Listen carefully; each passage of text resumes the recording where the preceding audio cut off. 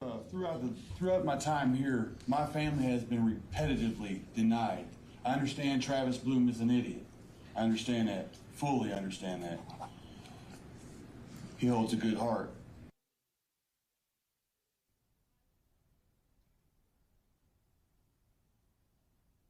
Fabricating fictitious government you ever seen. My little brother used to run to mother and say, "Mom, BB hit me." BB was my sister. Used to say, "BB hit me." Mom would say, "Well, my lovely young man, where are the marks to prove such?" Well, Mom, show me the marks. Show me the marks. Show any marks. Mother would say, "I can't tell where the marks are." True story. And the evidence is going to show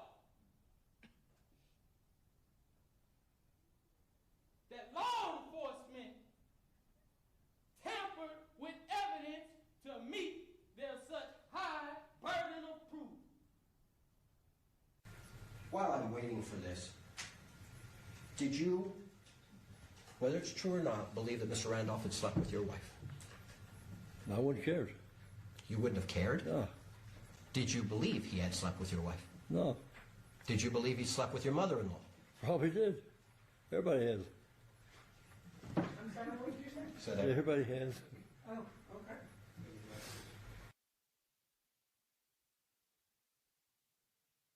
Hey everyone, and welcome back to a camera that needs to log into this one. Let's do this one, come on.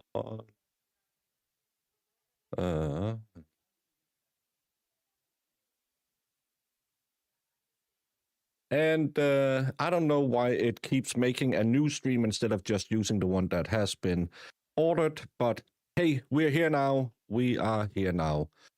We are here now. And I hope the ones who were in the old stream or the other stream, I don't know. YouTube is stupid today, so every time I start a planned stream, it'll make a new stream, so it won't start the other stream. And over on Rumble, everything is lacking like shit, so it's a wonderful, wonderful day to be a YouTuber, as always.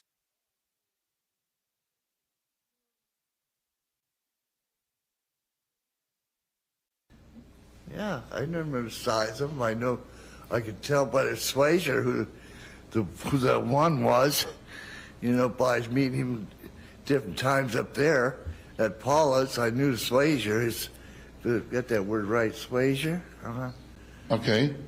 I don't know what that word means, so I'm sorry. Oh, his style, his walk, his talk. Okay. And my coffee machine just blew up and spilled water all over the place, so I hope Court comes back so I can go out and clean la table, because today is just one of anime's Mondays. One of the many, many Mondays that can be in a week. And I'm just gonna remove this one because that's not real.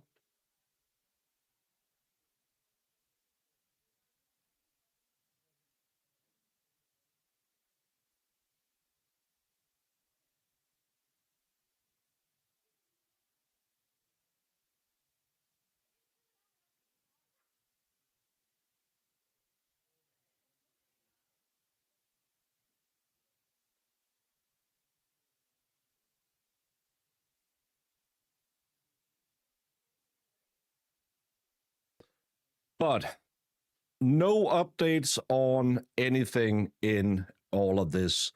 There is no nothing on the Twitch thread. I checked with Cathy Russo, and actually it's almost been a year since the rape case, and she raised a really good point.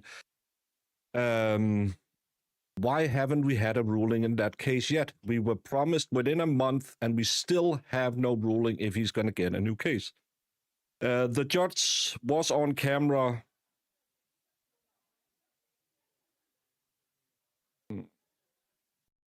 like a couple 2-3 minutes ago. That's like 10 minutes ago. He's on camera. I don't know if that means anything. Just looks like he's angry. So they were supposed to have been back 8 minutes ago. This is Elfido Livo. Yeah, I remember. I have to remember to put them in hiding after. So yeah.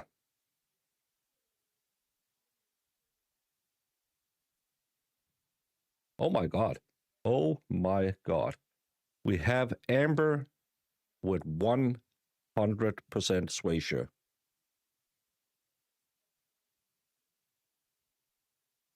All of the bad luck happening over here with my coffee blowing up and my streams not working and Rumble not working. And Amber, I blame you because you sucked all of the amazing swayshare out of this world. And you deserve it. More swayshare for you. Not every day we get a 100 swayshare. Normally we can be lucky and someone will sneak into the 90s, but just coming in, bam, throwing down a hundo. That's pretty impressive.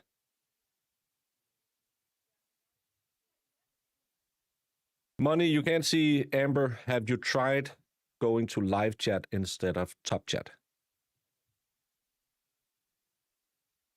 Tommy Internet steals all swayshare. Yes. The last week has been but I've been talking to the program I run through, and apparently YouTube is updating something, and that could be the problem.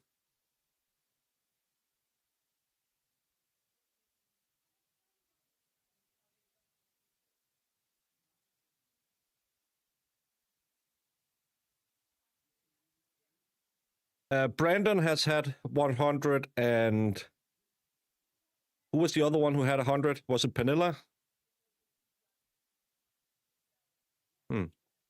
Money, maybe she blocked you because you always come in 10 minutes before the show is over, saying things, oh, if I don't see Money coming in here and demanding shows to stop in 10 minutes, maybe the show will go on. You know, you are the night jinxer that always ends the show.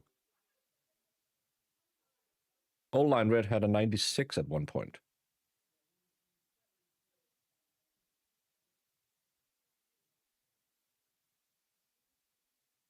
The last stream broke. You already know that, though.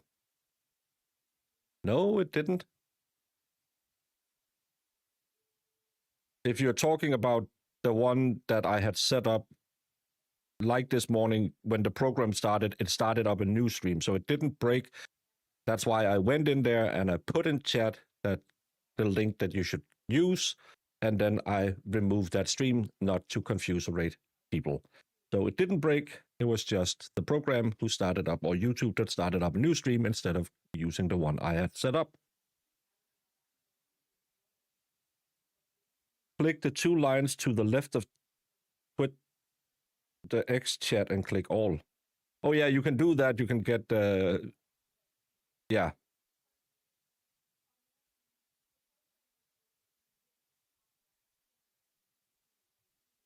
I thought all was the way. Strange YouTube. Well, YouTube is trying to make nothing work.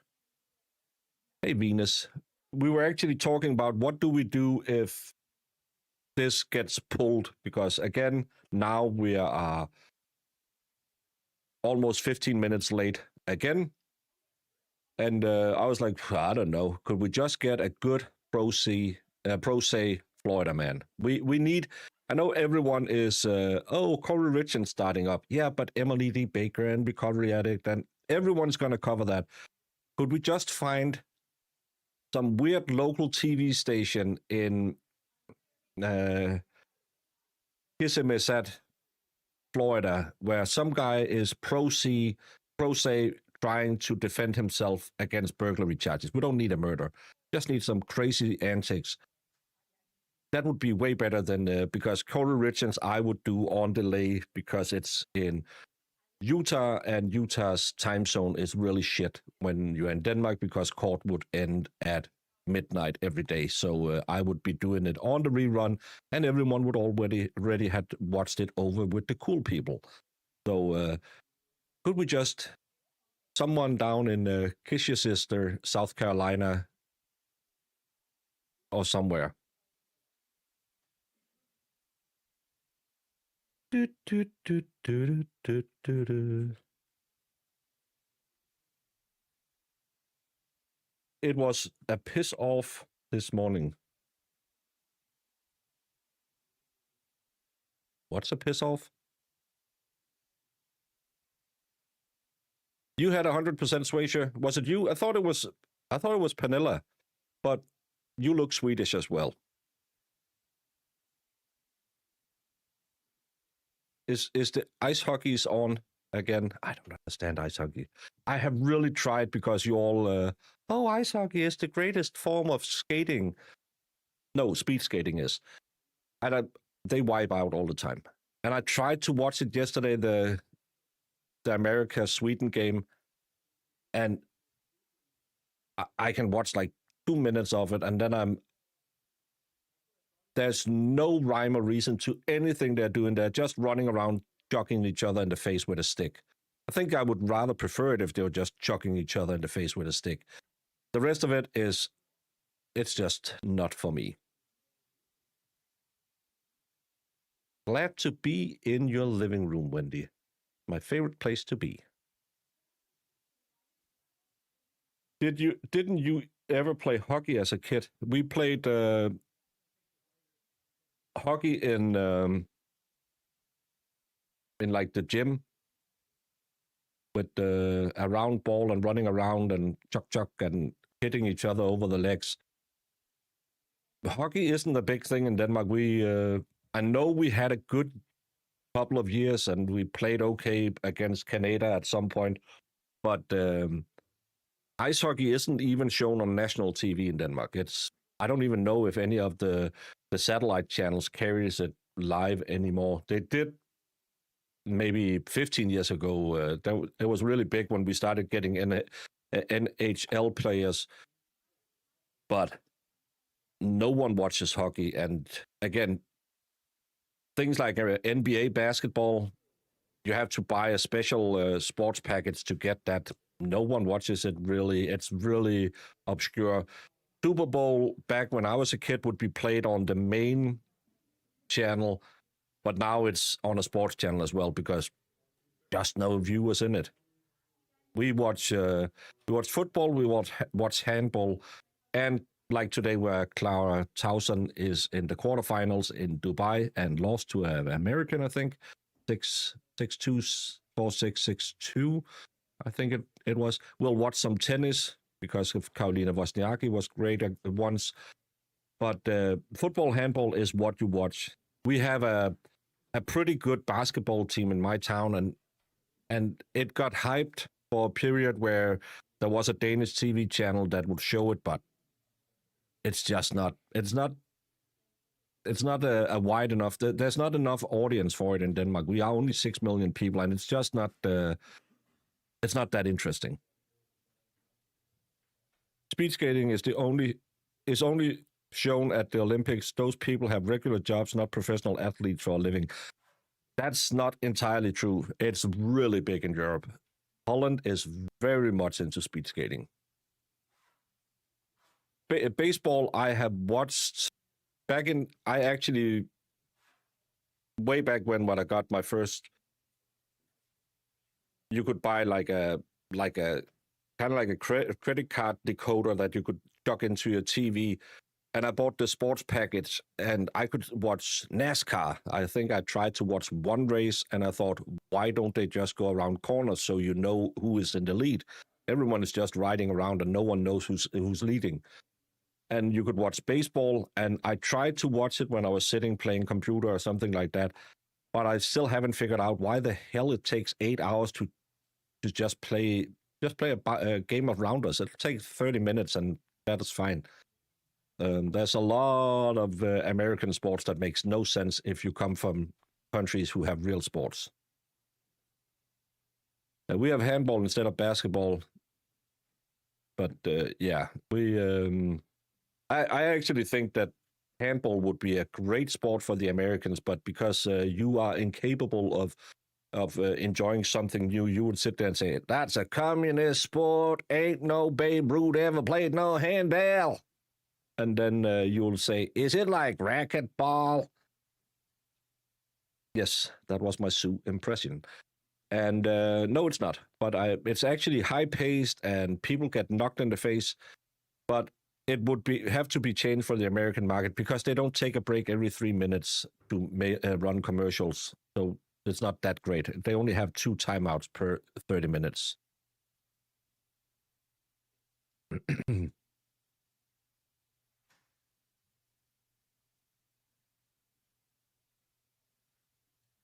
Woo! Something's happening.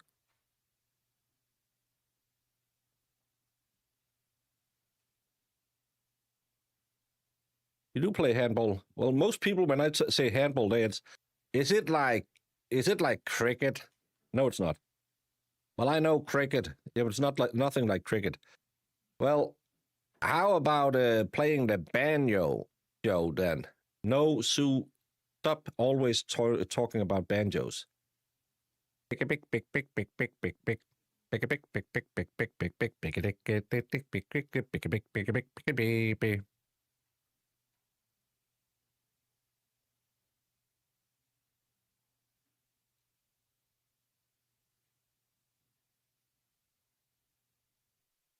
Immer mit der Ruhe, junge Frau. Jedes Mal ich etwas sage auf diesem Stream, habe ich meine Moderatoren im Chat. Oh, du bist so doof, du bist so dumm. Jedes Mal ist es, oh, warum könnte du nicht nur über dir Gericht sprechen und nicht über wie langsam alles geht. Alles muss immer wie, oh, Bäcker sind so doof. Bäcker sind so dumm. Warum bist du so?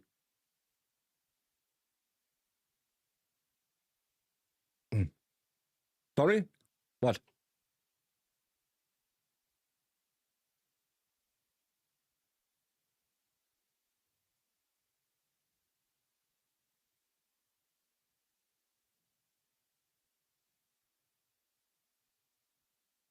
I grew up on the streets, street hockey, street basket, stickball. Yep, light comes on at night, you get your A's home.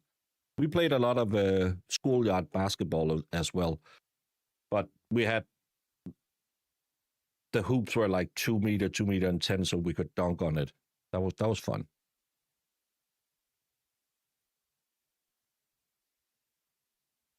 I hope everything will go well at the vet. Genuine.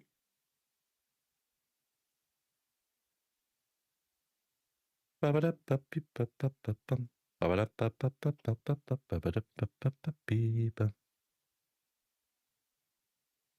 the ladies, the average Olympic male handball player is 6 feet 3 inches, 6 feet 4 inches, 207 to 209 pounds, muscular. So maybe it would be something for yo ladies. We had a guy who played in. We have a really good team down where I live in handball. He was known as the Fridge, and he got into fights every time he went out drinking. He was annoying.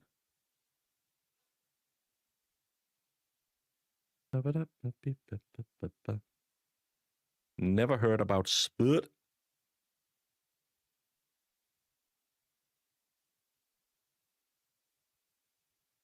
On time is time. No. On time is the time that he said, and he's at 1:30. Well, he had to talk to the Joe Ross, so maybe that took a little bit longer, and that's why they got delayed. But again, no information has been updated anywheres.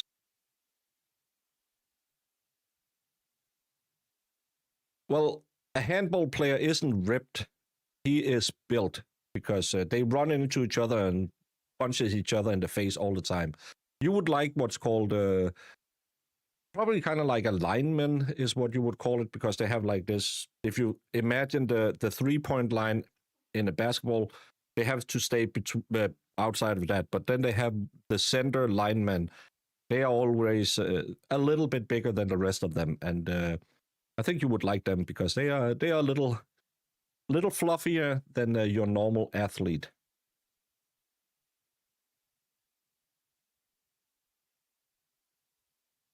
Also for the ladies, all the female handball players are lesbian. So are most of the female football players as well. Just if you are playing for that team, you can play that team as well. Judge is angry. Yeah, I'm waiting for him to. Yeah.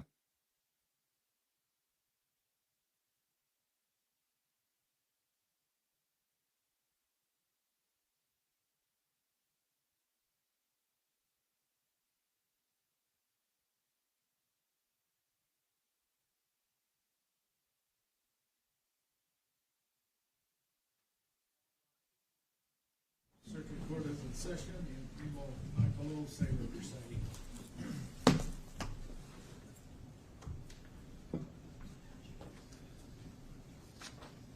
Thank you. You can be seated. We are back on the record in file 24-21841-FC. Are we ready to have the jurors brought back in? Yes, Your Honor.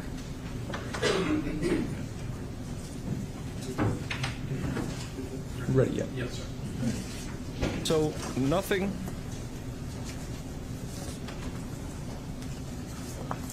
He had that big blow up this morning and then nothing.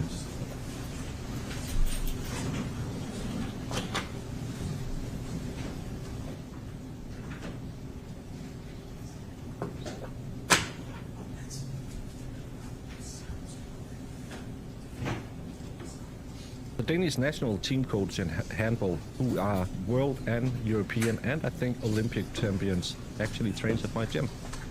He has lost a ton of weight since he stopped playing, but he also had 2 bad knees, so that's good for him.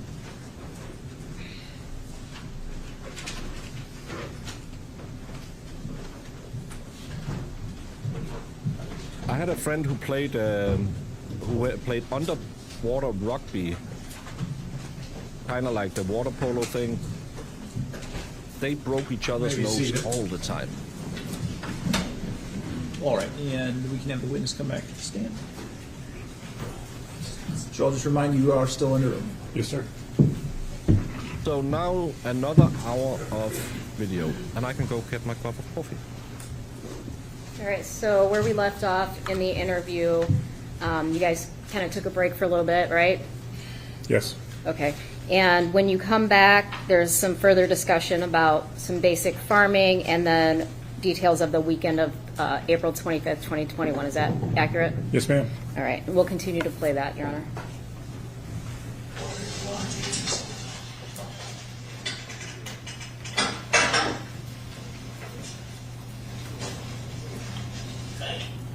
Can we just ask, Your Honor, if it's too loud or if there's an issue with that thing up there? Too loud? Turn it down. It's a little loud. Okay.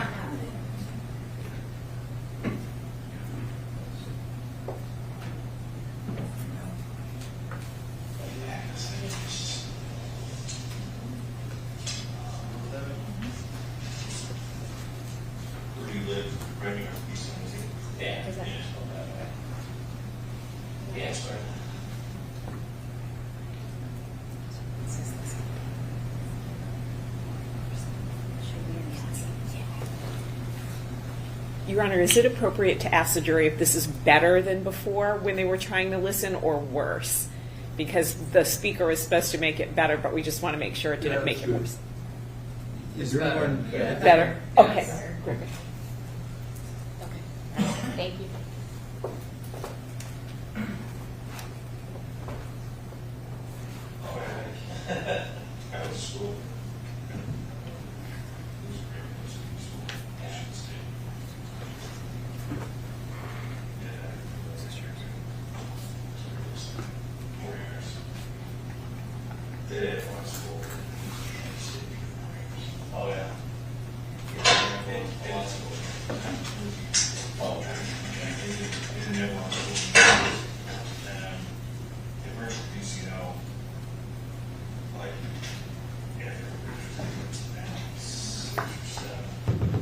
Just about time.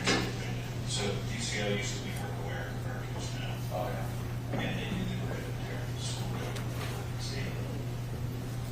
should say in law school, so they had sort of a professional relationship for a while.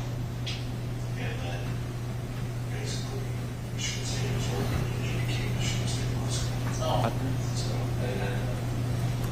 I was gonna, I actually was working in Washington.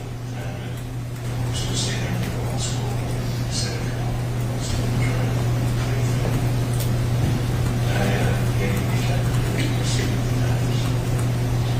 it might have been an fishbowl. I stayed there. I was good. I think a little chance. It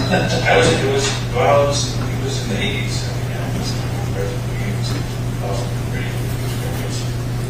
And, I don't know what that was like. The 80s. 740. We do that. I had to get it. So I'm driving down here this morning. I'm listening to the tape, right? And like everybody, I'm kind of excited about the Lions and what's going on. And everything, you know. But I actually remember when the Lions used to be sort of good back in the late 80s, early 90s. My dad was way fast station. We were really good friends. Oh, yeah. And so we used to spend a lot of time doing Lions stuff. And then after that, the middle school for over 20 years. And I went to the national championship game in 1991. They lost to the Redskins. The Redskins ended up coming to Margaret in the Super Bowl. It was the last time the Lions were in. Last time they were playoff game in 91. Yeah, they beat the Cowboys at so they came. A couple of years after that, in 1993, they were in the playoffs against Green Bay. Sterling Sharp and overtime. Very good play for the scrimmage. Brennan Burke was Sterling Sharp. And a long bound. It was like literally the first play. And I don't know. They went to maybe the playoffs one more time after that until 2016. Right. They were just so bad for so many years. I still found myself Sunday watching. They're gonna, they're done. See, same old Lions, and they came through. So also, this guy Jim Cass is outrageous. The Lions could win a playoff game for the first time in my life. You aren't old enough to remember that. If I could ask you a generic farming question, Dale, could you, in 30 seconds if possible, describe like the seasons of a farmer? So, winter, spring, summer, what are you doing through those seasons? I asked you the same question. Right now, we're still, marketing our crop for this year. When you say marketing, you include selling? Yeah, marketing. Okay. Selling. I'm looking at purchasing the inputs, farmers, chemicals, and fertilizers, and seed for next year. Okay. We're getting machinery in and getting it retooled, redone for next year. We'll be taking, as we're going through here in February, we'll be getting orders of hopefully what application jobs we're going to do for someone else, or what their needs are going to be in the building. Our seed corn will be coming. They call it here the other day, want to bring seed. I'm like, I don't see it yet. But we like the first year to start bringing seed in, we start putting it in the door. Okay. And they'll start bringing out soybean seed and put it in long tanks. Basically, we're getting machinery around up until February, March. And what happens in February, March? March depends on what Mother Nature does. But March, it'll be the time you start putting some nitrogen, or you'll be putting out some fertilizer. You'll be fertilizing your dries. Depends on what crops you're doing. We got here some wheat. What does that mean? Put fertilizer in wheat. Yeah. We got wheat. Winter wheat was planted, here a month or two ago. Okay. We got to put the fertilizer on it. We'll put it on once either. While the wheat's still dormant, it doesn't come out of dormancy until the old farm starts warming up. Okay. The yard starts getting ready, the wheat's coming out of dormancy.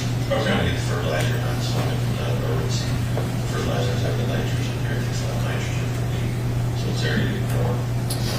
scout for weeds and bugs. Your first application, a weed spray 4 times. You'll be out there, you put your fertilizer on the first application, like February, March. Second application, you'll be out putting more fertilizer on, and probably an insecticide or herbicide. Third one will be doing for fungus, and the fourth one will be for fungus and insects. And we end up in probably May will be your last application, unless you get. It depends on if you get a lot of moisture, fungus will grow for molds and stuff. You'll have to spray for mold in the weed. Then you get some weevils or different insects will come in and spray for those. And at the same time, you're doing burn down, which is spraying like around 240 unit kill weeds in the field. So you go through fertility equipment, snap all on them, make a mess. Fertilizer then, for seed, nitrous seed, players, for fertilizer. Then you're going to go out and spray an application of problems. Post-emergent spraying, which is going to be like atrazine, metallochlor. There's all weeds are coming up. You go back out again. July, middle of June, top dress, which is more fertilizer for the corn. You're looking for insects and get spray. You get towards the middle to the end of July, you get close to tassel where it's going to be cloudy. We've got a thing that we call soot, black soot. There's different diseases that are coming in the corn right now. We're out spraying with everything to stop the black smut and stuff that comes in. Starting to sick with the beans, you've got the beans that we live, we're getting Chinese beetles and different insects, spraying some different, that never ends. You track all this stuff in your head, you have a schedule, almost schedule for everything. A lot of it's in my head, by the seasons. And even, your body knows when this is coming, or maybe the weather. That's what I was going to say, the weather, I mean, you can't predict, like, it's been recently warm, and so coming up right now, not that things would be kind of, I've done this my whole life, so it's just. So you use the buffer zone, right? It's hard to find them anymore. It's hard to do them anymore. But there's a lot of truth to it. Grandpa would say that, frogs croak so many times before a hard frost. There's so many different sayings. The locust, you hear, it sounds like the frogs at night. You hear all the locusts chirping. So many times they chirp at night. Why are we talking about frogs? So many times they chirp at night. It's the rain. These guys I'm getting my shit coffee down. right back. And then different ones go. With the cattle, you deworm cattle, you cut their horns off. Otherwise, they'll gore each other when they get older there. There's sayings out that you don't want to deworm cattle after half moon. You want to do it after full moon. Don't bleed less. Something's true.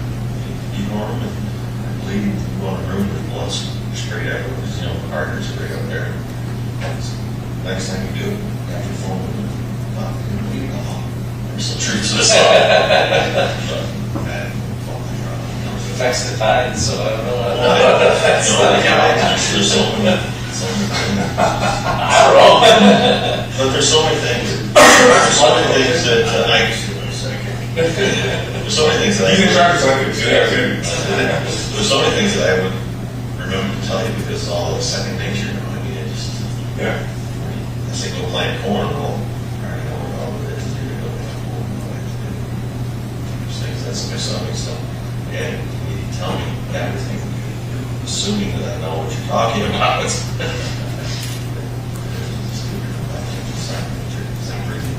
Hey, outside of your, when I say your farming, I'm referring to the land that you own. When it comes to, please correct me if I'm vernacular going to be wrong. When it comes to lands you were contracted to spray or fertilize, do you have a formal schedule for that, or how does that work? So let's say I own 100 acres and I'm going to hire you to spray. Do you schedule a specific day with me, or how does that work? You're going to call me and say, I've got 100 acres of corn, I want you to spray. I'm going to ask, when did you plant it? How big is the corn down? What fertilizer do you have on it? What do you have on it? You have the chemicals, have you done anything? Did you till it? Or is it no-till?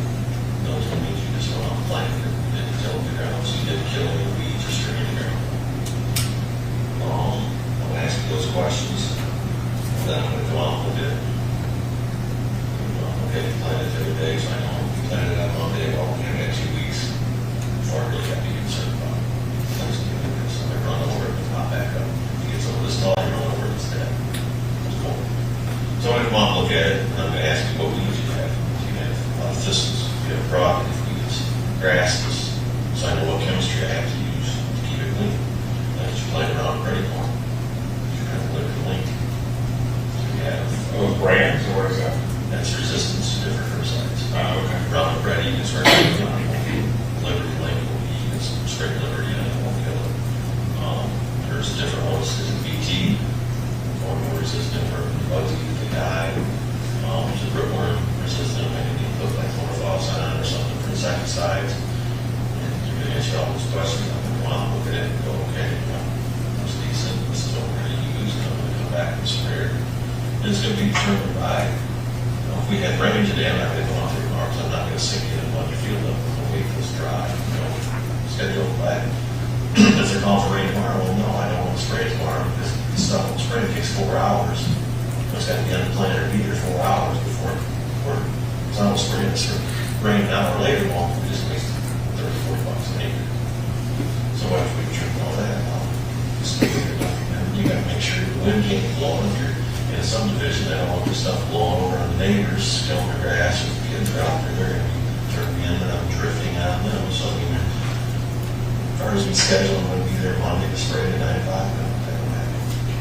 So it's going to be when the weather's right. You have faith in me that within a window of the appropriate time for that plant, essentially, right? Right. Okay. You look at it, you have 5 days, you're going to be there within that 5-day period. But it's never, I'm going to be here this morning or that morning. Right. Okay. You're going to be there when, I mean, there's mornings when it's real calm out and there's no wind. Great, let's go spray. And there's days that it doesn't stop blowing. You can't spray it out. You have the competition on spraying still.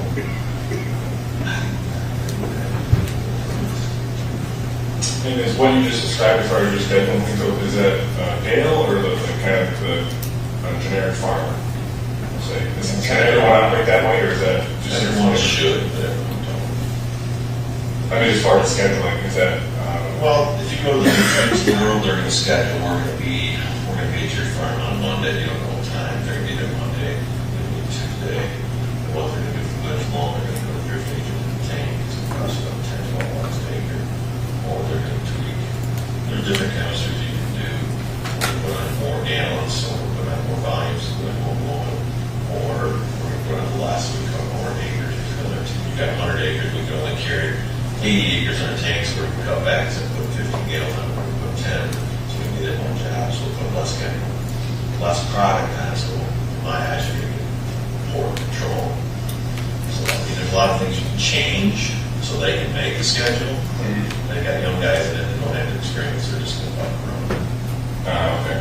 So they don't care if they get fined from FDA comes out and spray the wind because they find the operator, not the company. So you lose your license. Like someone else put there. Okay. So the company like it's a fine there, but it goes on. You have to make the determination of doing the job.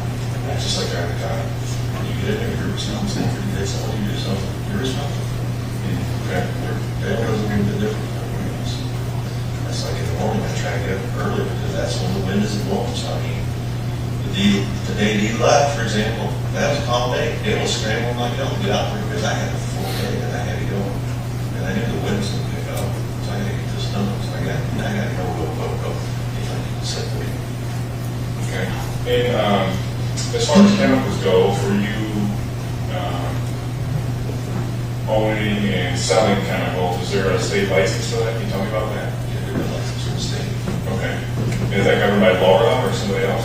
I think Laura and then FDA. Okay. And what sort of chemicals do you have on hand at the farm? Oh, I couldn't tell you for sure without looking at it. I usually found the bad. Normal herbicides. Okay. Anything else? Insecticides. What do you mean? I don't know. It's not on the farm. What was something you just said? Tell me what's the stuff. You're going to have Roundup. Okay. You're going to have atrazine or metallic, which is a chemical you put down that stays there for 30 days. Mm-hmm. You're gonna have some kind of insecticide, kill the bugs. You're gonna have some surfactants to make it stick to the plants a little bit. Ammonium sulfate, which is dry, and softens the water to make it slipperier so chemicals work better. Okay. As far as you're not gonna have a lot of stuff sitting there. I mean, this is the time of year that we can take an order, so we get a lot of stuff in the spring, so you have it there. But like now, there's nothing to do in the barn because you don't carry inventory to be money. Right, you don't advise when needed. Right. Right, okay. Okay. Do you have a question on that? Moving the weekend? No, that's all. Okay. Tell us what you remember, and I'm referring to the weekend that, the weekend of April 24th and 25th, right, that weekend. So tell us what you remember from Saturday. Saturday, I think, is the day that he called me all upset that she was done. We put tile the night before. I was going by her and she brought me to the field. It was Friday night, it was. She brought me to the field. We all were the tile and we talked about what we were doing the next morning. We were trying to finish that field tile for cartridges. She was going to take Angel into the game. She wanted me to know if I was going to go. I said, no, I got to get this done. So I was there with the tile and she came to the game. I think that's what she thought. I said, we're done. I was confused and she didn't talk to me the rest of the day. I think that day, Saturday, that's the day I went down. The years burned the big truck and back and set. Brought the truck back home. Spraying or some kind of fertilizer wells. Going over to for cattle. That's an idea.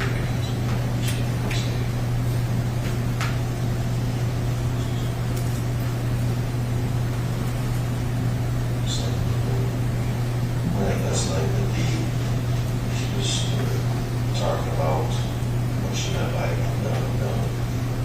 And so I asked her what she wanted to do. She just wanted to stay and watch the kids or what she wanted to do. And that's when she started getting on.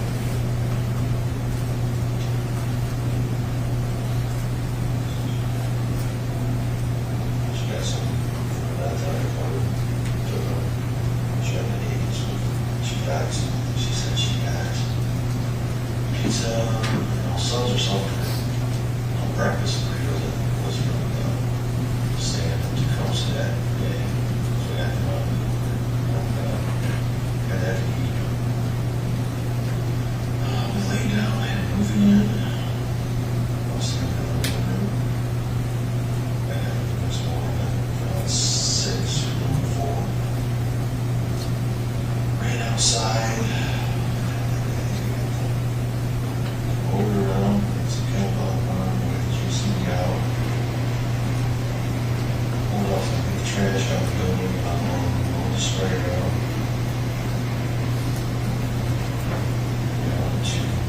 Sprayed wheat, sprayed wheat at Leroy's first. Go back, they had to rinse out. Loaded up with herbicide for. It was burned out. Loaded around at 240. Over sulfate. Yes, very close. Then from Brooks, I went to Brooklyn, John Kelsey. I think that's when Stephanie called.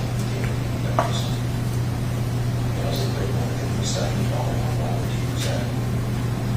She's a home from Kelsey. That was why Stephanie was calling me instead of Raquel, because she said Raquel got her. So, other stuff. I called her, your call was free. 3 or 4 times before she answered. She said, if I'm not, well, she's on her couch. I just left her. I'm out.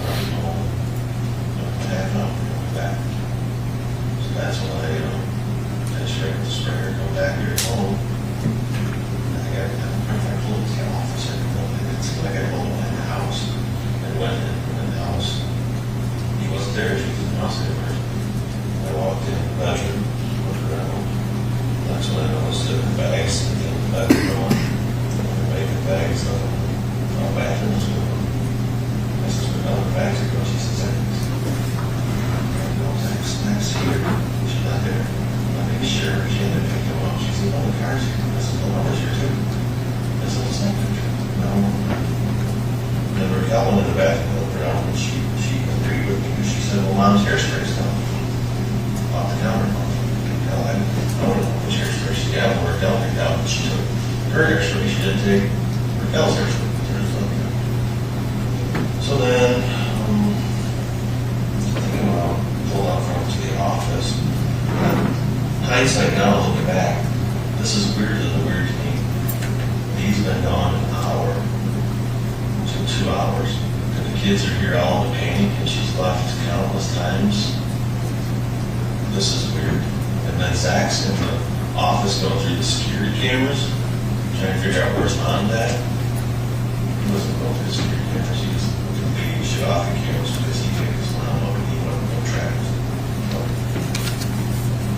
If I can, I'm sorry, can't get off on anytime. I appreciate the information, but specifically to Saturday, can you describe the source of Dee's anger? What caused her to get upset that day? Can you talk to us about that? I guess she got into it with Terry, one of our drivers, over something his girlfriend or his wife or his ex-wife or the ex-wife had done.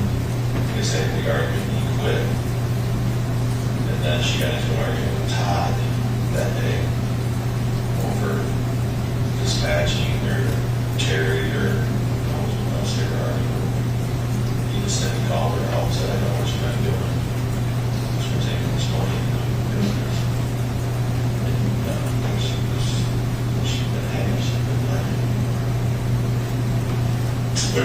It's been told to us that you had informed the employees, however, that it happened, that she was taking Xanax and she didn't take kindly to that. Can you describe that to us? So we were told that you had informed, whether it's Todd or Carrie or both of them, that Dee was taking Xanax, and that was a source, a portion of her being upset that day. The way it was presented to us was, and I'm paraphrasing, Dale went behind her back and told the employee she's taking Xanax, and I believe her that she don't be able to know, essentially.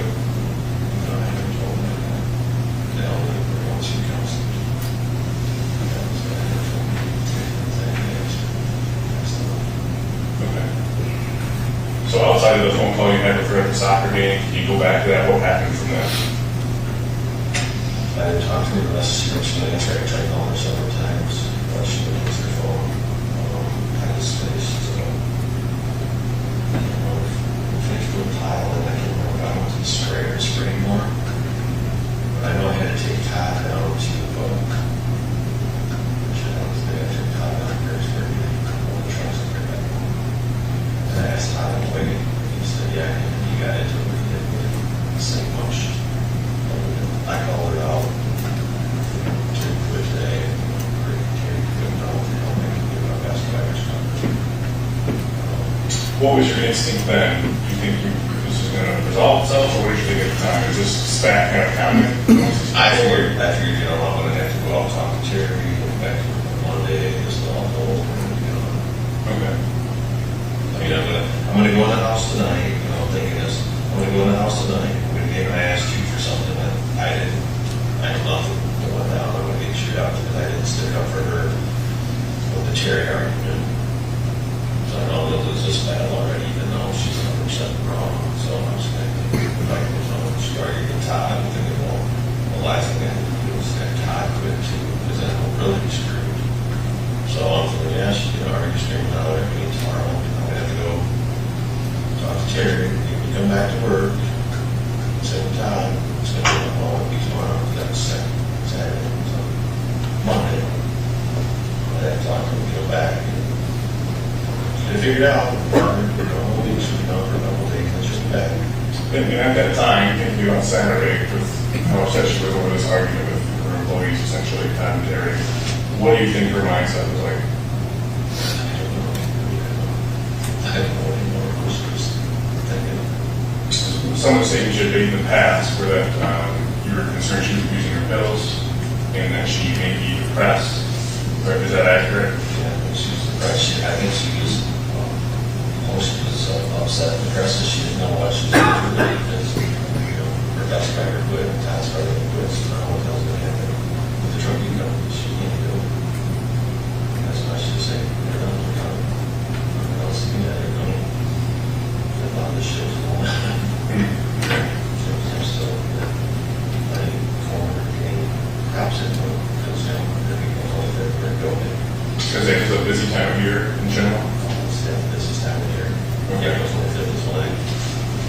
calendar pretty much every year as they're planning court meetings.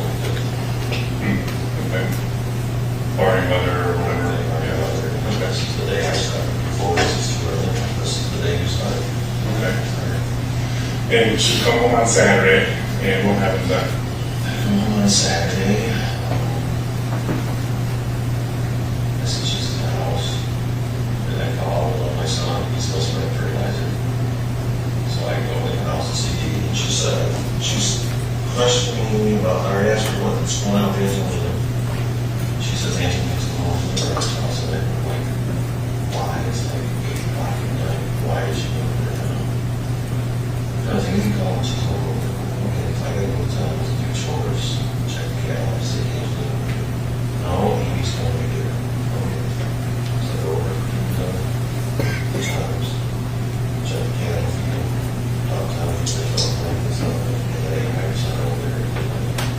Come back from the house, and it's like I've had Amy and she was coming. Yeah, I remember if Amy was there when I left her when I came back. But Amy was there, she didn't say nothing, she's eventually left in the house. Tried talking to Dee, and she's all upset. I says, okay, so I will talk about this. She says, well, I never told him this. Terry quit. Yeah, I heard Terry quit. Todd's upset with me. She said, what do you do? What do you want to do? I said, I want to take care of 4 of the kids. What do you want to do?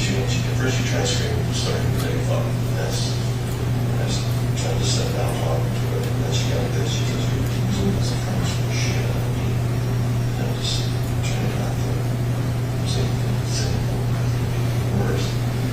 And, talking out, figure it out.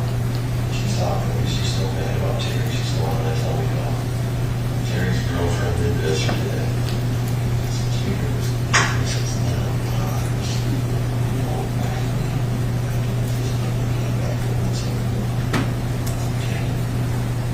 Tell Terry what to do. I can see that she was starting to get my she's over here, she's looking over here talking. Like she's talking to me, this is a week of my age. Yeah, this is you can see.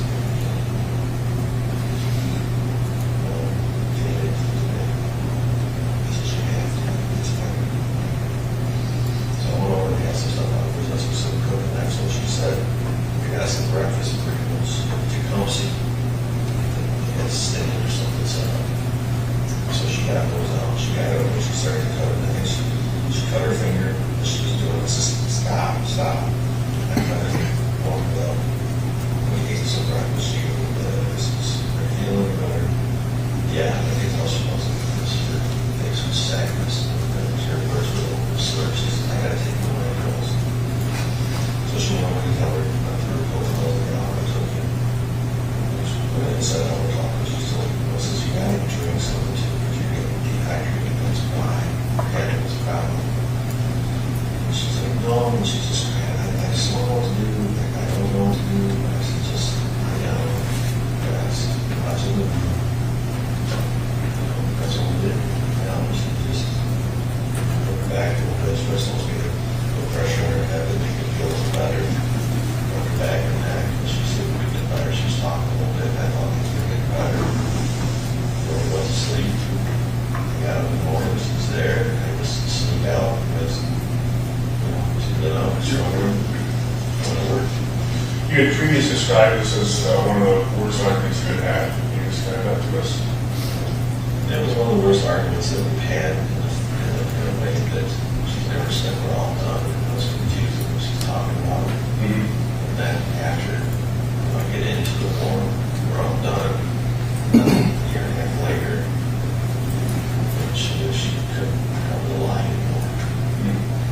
It's only that she took stuff they done with the big stuff, and that was all the time. Yeah. She can't hide it.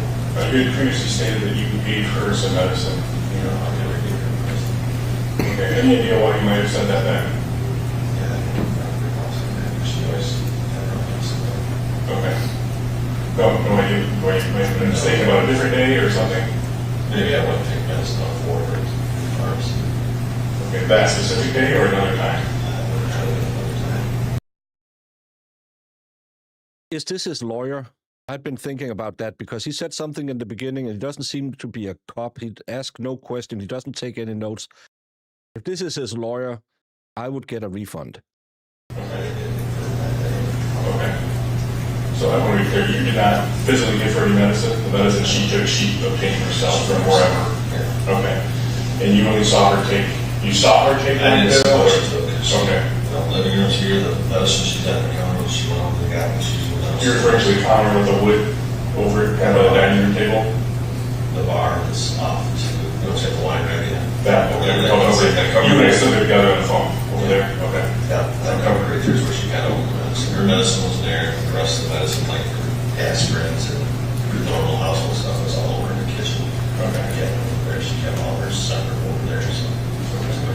But I was over by the kitchen part, getting, the food warmed up, and she's only getting a pill or whatever. She went over there, had something on the cover, took it, come back and sit down. She ate. Okay. And then what time do you and her fall asleep? I was thinking it was about 12 o'clock, probably. I was thinking it was later, but it was about 12 o'clock. Okay. Can you describe that? Just lay down and sleep. Where? Sorry. In the living room. Both of you? Yeah. Okay. Specifically where on On the floor. Okay. Is that common? Yeah. Okay. How often do you sleep on the living room floor? About every day. Oh, really? Okay. Why is that? We always did in our old house. We always just like throw the TV and watch TV and like everything was like. Okay. And you slept there all night, each of you? Yeah. Okay. And then what time did you wake up? It was about 6 o'clock. And what's a normal morning for you? What do you, in greater detail as you can talk, what do you do when you wake up? I get up, I'll get my clothes on, usually brush my teeth, grab my watch, my phone, get dressed, and take my blood pressure pill, take my pill every morning, and head off. Okay. Now that is in general, or that's what happened next Sunday morning? That should not happen that day. Okay. And how long does that process take you? That morning, I think I had to go downstairs because that's right, usually nice.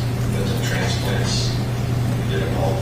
Received the transplants downstairs. Yeah. What's a transplant? Sorry. We started vegetables. Yeah. Trays. It's trays downstairs, and I think the day before, usually I just put receipts, and I think I went down that morning, I had to water. So I went right downstairs for water and the transplants. I went downstairs twice. Team water down, water the transplants, all that kind of stuff. I went. Okay, so I want to start here really slow. So you wake up, you're on the floor, and what's the first thing you do? Get up and walk over, take my blood pressure pill, and start getting my nose up because I'm in the phone in the garage. Okay. So I'll get up, I'll go over, get a glass of water, try to do everything every morning. First thing I do is take my blood pressure pill and forget. Head out, take a pill, go to the garage, pick a few from the off the floor, so there's about the night before on the floor, pick them up, came out the garage, get my new uniforms off, and put mine, put them in bed, brush my teeth, go back out, so I have to grab my phone, my watch. I will. How long has this been going now? For the next 25 minutes, I would rather watch fishing videos on TikTok, and I don't have TikTok, than I would listen to frogs when you get up in the morning, the weather. Every day. Okay. And then on the calendar, I always make myself notes of what I need to do for the day. I don't have my paper on that day, sure I had a note where I was supposed to go straight and what I need to do, so I didn't forget anything. I don't Saturday night morning, so I'm talking about. Back with, went out, back door, got in the boat, put a gator. Usually I make a circle around the back of the farm. I want to do it as I go out and look at the grass. If there's nothing to do with the grass, I'm driving, so get all wet. I do different stuff in the tank. It's dry, and it goes to some additives in. Something to go there, the sprayer started, back, chased me out of the barn. If I have to move the lunch order back in the house, grab it out, walk in, take it with me. Start loading up the sprayer. Do you typically shower in the morning? No? You showered in the evening and everything? Okay. So, I want to make sure I'm clear. You wake up, take your blood pressure pill, grab your clothes in the grab a glass of water, grab your clothes in the garage, come into the bedroom, maybe the bathroom, brush your teeth, get ready, dressed. Okay, get dressed and we're just in the house, and then you grab your phone, your watch, and then do you eat breakfast in the morning, or are you ready to leave? Okay, so specifically on Sunday morning, what happens from that? You're dressed, you take your blood pressure pill, you grab your phone, your watch, what do you do next?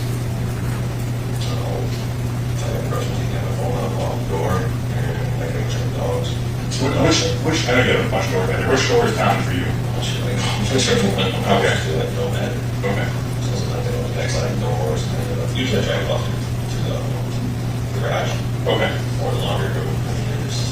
Wherever I park the motor, where I got to get off for single, go to the garage, I got to get two cans off. Or if I don't even know, I'm going to call the shop to get it. Okay. And I apologize. So you leave out through whatever door, or first thing you do? First thing I'll do is I'll bring out, let the dogs out, then I'll get them to go and I think I have to head over around and see if there's any on. Well, start the stringer out, and check all the stuff on it. Then hopefully I remember to take my fucking list as I don't bring the list. I'll work at spray. See what I'm straight away. Okay. So that day, I had that finish the week for Leroy's and all list. Okay. How many acres is Leroy's? How many did you spray? I have to look in the book to sure, I think it was only 10. It depends on more time to get out down and empty stuff. Okay. How long is 10 acres on the take? Okay. Longer than full. There. Leroy's and other guy did the week, come back. It seemed like I had a flush of it, so I got to go down about 3 times a water. I'll come back and go straight to the road, just go down 3 times. Come back and look and see if I got anything to look at the blower to the JCB. Come over. Our buildings will keep the temps. I keep some back right a little bit. All small stuff, it's little jugs, little thing you keep up at the office, so they show up to buy some. There's some other markets, the truck outside from us. So I'll go there and get ready. From my house, go back to the Dakota. So I got to my warm this morning, fit the cold. I'll take the JCB up there and form it. Bring it all out. So that morning, I think I'm going to do 2 trips with the Dakota and different jugs because I just, that's all my shit right there. My sheets. Okay. So my log sheets, I mean, Jacksonville time I went to Leroy's, I'm going to go get my sheet. That's all this one time I went to the barn. One time I got to Leroy's. When I'm back, there's a load. The next one, right around the deal. I'm actually writing the postal office because I have some packages where I have to pay some import tax on it or import duty on it, and it still hasn't come through. So now I'm wasting my life on that, talking to an AI, and it's still more fun than listening to this. And I wish I could watch hockey, but I don't understand that game. Next, I get in the sprayer. I write down the sprayer when I leave the field. I try to write down the acres I did, whose name it is. So there's try to double up so I don't miss anything. Right. So that happens. Okay. So you walk into the house, you go to feed the dogs, and what's the next thing you do? So I got to go over the sprayer. And you get a toxicity thing. When you say Kubota, what are you referring to? That's where we got a little, what do you call it, a little ATV. Okay. Like side by side with a hardware. Yeah. Okay. And where does that normally park? It's usually parked out by the dogs right behind the garage. Okay. And you get where it's decent energy. And you get that, and where do you go from there? That morning, I drove around the spring. I drove around the boundary of the farm. Nicely cleaned out. The grass is up, so through the grass. See where's the one that is. Okay. And then what? Then I go to the sprayer. I started checking what I started up to 4,000 there. Okay. That's how I'm doing this. I've got a little. Okay. And what happened from there? Went to Leroy's. Spray head. Back. And it's out. Went to the roads. Spray head. Okay. And then I don't even know. Then I'll say I sprayed everything. Okay. And can you describe to us what you do with the JCB down there? I would have pulled up. That was pulled out of the barn, pulled up by the house. Oh, I think it was just a trash heavy. And well, no, I had to put the forks. I only pulled that back. And there was a pallet. I had to move all the stuff in the barn. Okay. Usually, it was about double check. So all that trash was about. Okay. You said you pulled it up to the house. Can you describe that to us? I think I pulled up behind the house. I think I had to go and grab my damn sheet, my little sheet, for sure. I took the motor around. The sprayer started. I know I got the JCB loader, pulled around by the house, and I run in, I had to grab something out of the house, and I run back out, got the loader, back out, and I put the forks on it. And what did you see in the house when you could run back in there? Okay, so sleep. And at this point, it seems like it's some question. Was anyone else on the property in the house? Okay. And It's still about 6:30. that was my next question. How long had it been? Okay. It's about 6:30 now. And I get to that point, maybe close to 6:37. Got 10 running around moving and starting to spray her up. You know, it's running, getting kind of loud. We're able to load her, pull out the paddle, forks. Okay. Good then. Yeah.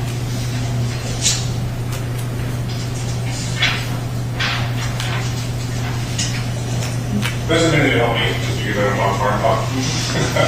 When you say you leave the house, you go and just show me, I think I know, show me where the dogs are. Okay, and then you jump in the Kubota? Well, you just have one here by the house. Okay. That was going to ask which field you're referring to. That was okay. Okay. See how wet it is. Okay. And is that common for the farmers to check the grass each morning, and that's just part of what you do, so you know what you got to do? Okay. Okay. And then where was the sprayer parked? Is that where? Okay. And you started, and they were like your load everything else up. You said built up air. Is that so like a little air and spray? Well, suspension. Suspension goes up those air. Which you started. Okay. And where was the JCB parked? JCB inside one here. Okay. And you said you pulled up to the house. Can you show me? Pulled out here, pulled around this way, pulled up over here. Grab what I need in the house and back down. Okay. Do I make some notes on here with you? Is that okay? She said this is the Kubota? Yeah. Could you just draw next to the Kubota was? You got a better pen anywhere? Might work.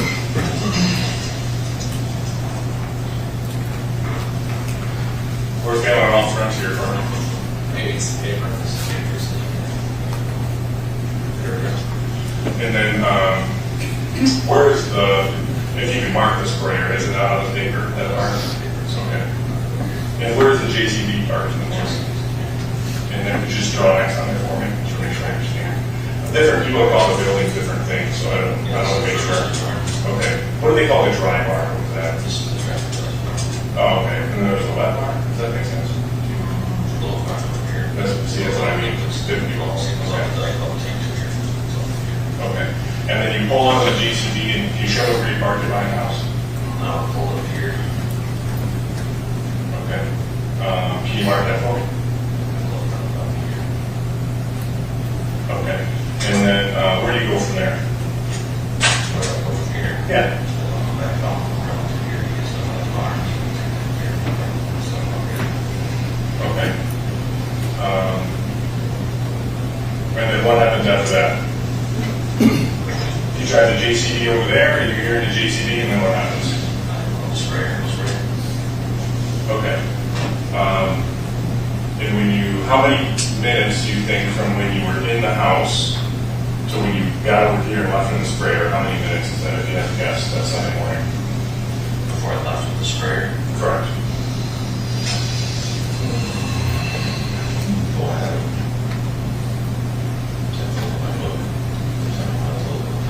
If you have to guess, you think is this an hour-long process? Is this half an hour, 45 minutes? Okay. And I don't, I'm trying to remember if I had to rinse before I loaded the weed spray out, or if I rinsed. I don't remember. I looked at my phone, I had to get copies of it, but now with me now. see, because I keep that book in there on the shelf. So if I spray for atrazine, say, with it yesterday, now I'm going off and I got spray weed, I'll look at that book, I had atrazine there, I'll fuck, I cannot spray weed with atrazine. I see.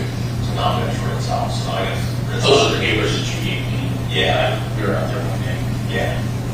They would have ran over the lumber. Yeah. That was Do you guys know his nickname is now? Hummer. Oh, really? Hmm.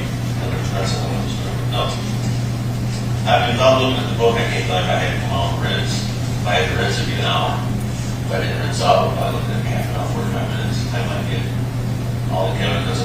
The sprayer's in here, JCB's here, I come up here, got some stuff out of the building in front here, took back, measured it out, because it's an ounce, so it's a little bottles, you get measure the shit out, right?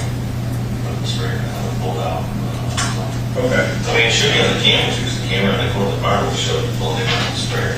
Okay, and specifically with the JCB, I think that's the most question I have to ask that's out there. So the Justice for Dee crew, at the time, I think the adult children perhaps Parker had seen the JCB tracks, and that's why they had asked your wife pull up to the house. Is that accurate? They didn't ask me. They didn't ask me. Correct. They didn't ask me to pull up to the house. Okay. Okay, that was understanding, because the JCB tracks were for the Hummer's park. Is that news to you? It was parked out front. Yeah, so then I pulled the Hummer back around behind the house later that day, and I pulled it up next to the grass where I was parking. right. So when they had seen the Hummer, they already moved back to the house, and the JCB tracks were underneath it. Oh, probably. Okay. And that's from when you pull up to the house. Yeah. Okay. And the JCB. Yeah, the JCB I pulled up there. The Hummer was out front. I never leave anything out front because I wasn't going to mess because they do the keys and everything. Yeah. So Okay. I jumped the Hummer, pulled back around the house, and I pulled it over next to the grass and parked it. In the normal spot, essentially. Well, normal spot's the garage, but we've been parking it outside because I think she had something else in the garage with her caddy, or she parked in the middle of her caddy. So I just pulled it over next to the grass and I waited because the rest of the area there is where the rest of us park. You know, where my pickups there, Jared, or whoever pulls in, that's where they park. Okay. So you got the JCB, pulled back into the house because you forgot your sheet or something, and you get back in and you go back to the bar and load the sprayer. And when you're in the house, she's sleeping. Right, okay. So how did the Hummer get from behind the house to the office? In that morning? Yeah. It was there when I came back. That's where the other one was sleeping out front. Okay. Where was it when you left? When I left, it was on my house. I think it was a Hummer. I don't remember. Okay. Seeing the Hummer, I mean, it's a lot. I don't remember. But I do remember driving it from in front of the office, parking back behind the house because we never leave anything on my room. Okay. So it was behind the house when you left? I don't remember. I don't. Okay. Well, I guess easier when you left to go to Brooks or wherever. I wasn't parked in front of it. I don't remember seeing it out there. Come on. Okay. I mean, I don't remember sitting up there. I almost think I didn't look that way. I mean, I can tell you where a piece of our machine is. I can't tell you what the Hummer's at. It's just not something that I'm paying attention to. Okay. So then you get in the sprayer, you go out to Leroy's, and you spray, you said, I'm sorry, how many acres at 10? I think it was 10. 10 acres. Okay. And you come back, and then what happens? I think I had to flush out to go to that spray. I jumped to the coat again and pulled out for 100. I had nothing. I don't remember if I had the chemistry in the bar. Okay. I loaded up. If I had rinsed out, I'd pull it back in and rinsed out. Pull back in, loaded. Go to the next job. And the next job, remind me, I'm sorry, you're going to, was it towards Brooklyn? It was on Brooks. On Brooks, I'm sorry, okay. And then where do you go from there? Okay. And then what happens then? That's when the stuff came off. That's what we did that. Okay. And what do you do after that? I had back to the house when it was ready. Okay. And who's there when you get home? The kids were there. The kids meeting, I'm sorry. Zach, Cal.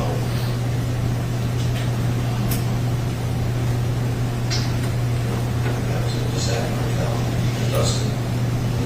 He was there. Okay.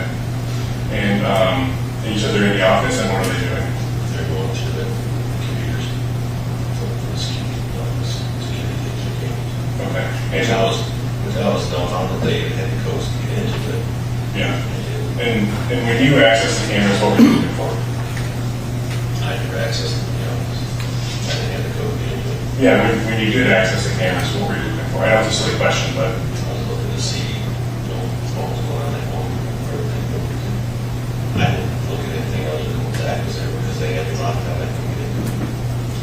well, there's actually no doubt you accessed the cameras that morning. I'm just asking what you were looking for. It's a silly, we're trying to move the sheriff's department, so we just need you to explain everything as silly as it sounds, you know? They were looking to see what cars went by when we picked it up. Okay, and that's what you did when you accessed them? I didn't access it. Zach already had it on the screen. Dale, we promised to be honest with each other. I did look. Just listen, there's absolutely no doubt you accessed the cameras. If you were just looking for your wife, then just say you're just looking for your wife. I was looking for my wife, but I didn't access the security cameras that morning. You had access to them on your phone, correct? Yes, it didn't work. It would not work. Okay, so when you tried to access the cameras, what were you doing? I was looking to see who was in the office and Dee was on the cameras. Okay, so you're just looking for Dee, that's all we're trying to get. Yeah, looking for Dee. You don't see where she's at, but I already figured she's at Zach's house. But... Okay, and that's specifically from your phone, that's what you're attempting to do, right? Right. Okay, and is that, I think it's called milestone? Milestone? Is that an act you typically have problems with? I'm not familiar with it. Yeah, it's horrible. Danny, how many fertilizer tanks do you have on your farm, and can we make a meetup on your farm? Just asking for a friend. Do you have a welding apparatus? Okay. What are you supposed to be able to do from the app? We're supposed to be able to see the cameras and see what's going on in those cameras. Okay. And how often would you try to use it? I would try to look at it and cut it off. I'll work every day and once a week or something. And what percentage of the time do you think it works? 5-10%. Not too good of a track record. No, I mean, if you're in the office and you want to look at the camera system when you're in the office, it'll work. If you're in the house, it'll work. Everywhere else, it don't work. Okay. Because you got internet access, I guess. Go with your phone. You shouldn't have to, and it don't work. And do you have any other issues with your phone, or is it through that app? Do you think it's the application itself? I don't know. Your phone's always have glitch on that. A lot of stuff don't work. But by and large, it's this application that gives you issues. Okay. I'm leaning towards this was a self-deletion now. You pretty much carry your phone with you at all times? Most of the time. Okay. Specifically that Sunday, you had your phone with you all day? I'm pretty sure I was all day. Okay. The only time you know is if you drop it somewhere or backtrack trying to find it. Yeah, you do both. And that Sunday, do you remember about what time Stephanie called you to ask where he was? I was thinking it was around 9 o'clock, 9:30. Okay. And until that point, as far as you knew, she was at home, right? Okay. I texted her, tell her elsewhere, so that she didn't know about it. Okay. But until then, things are normal. You don't know any different, right? Essentially. Okay. And then, what were you doing? Okay. Why did you access the Cadillac that morning? What did you want the Cadillac for in the garage?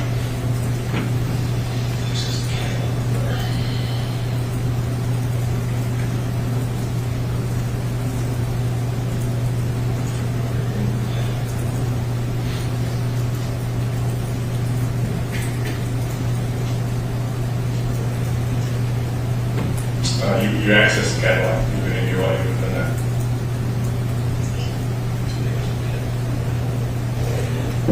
I'm not sure. There's something in there. Get out of the car. I'm not sure. If I opened the door, I got it out. I didn't. She's got a key.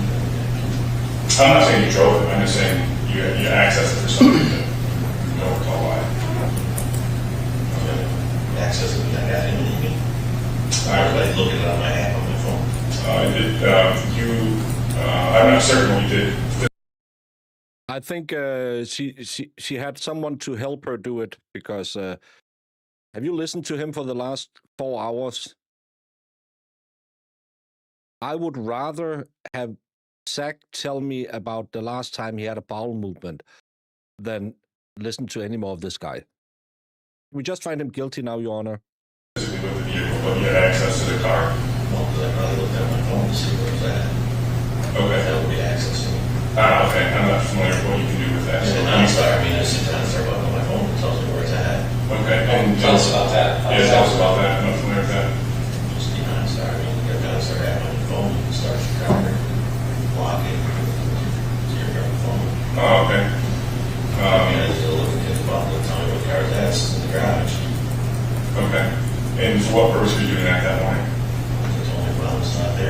see the car's there. Okay, so you would have accessed that app and it tells you where the car is, and that's why you would have done to see where she was. Yeah, see my car's, if the car's almost supposed to get along. Okay. And what about when you tried to locate her iPhone? For what purpose was that? See what she did. Same thing. Everybody was trying to find her own iPhone. Okay. Okay. And it had been described to us that when things weren't comfortable between the two of you, she didn't like you knowing where she was. Did she know you had access to those things at the time? Was that ever a point of contention in recent times? We know overall there have been disagreements about that. What about leading up to this incident? She were out there, but she could access my phone. Okay. Because they have a safety pin. If I don't, she can get a hold of me, she can find my phone, see where I'm at, murder, what she do. I was asked to make a drawing of what happened. I've heard hummers and frogs. That's all I've heard. Okay. Do you have any more questions about Sunday?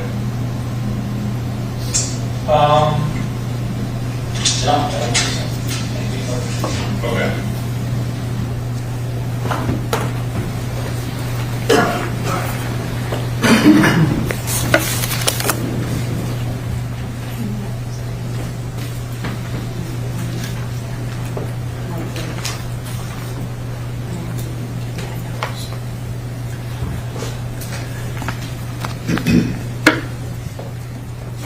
All right, so during the course of that interview, you had the defendant draw on something. What was that? It was here is you a satellite image of the Munger farm. I'm going to hand you People's Exhibit 124, and we are going to. Okay, we're going to switch it out on the iPad. I'm going to have you get it out though.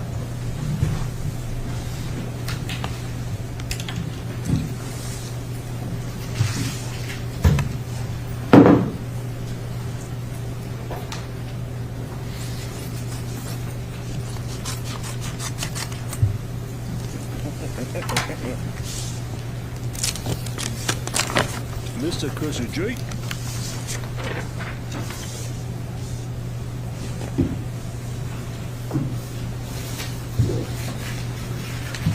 I don't like the color of his tie. I don't like these types of ties. This is where we need Brandon. Exhibit 124.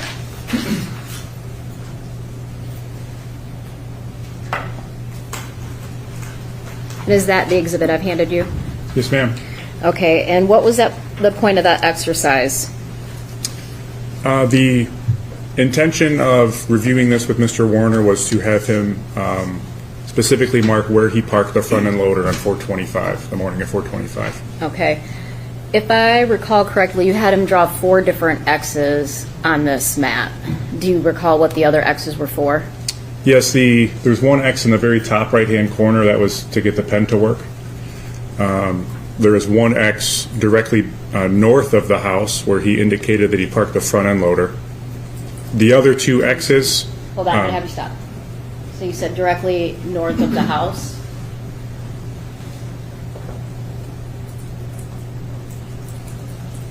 So in the image, you can see a white car Yes. north of the house. There is an X to the right of that. Okay. That is where he indicated that he parked the front end loader. Okay. And do you recall what the other 2 X's are? The other 2 X's are, I asked him miscellaneous questions about where he picked up the side-by-side from and where the front end loader was initially parked. Okay. And why are you asking these questions?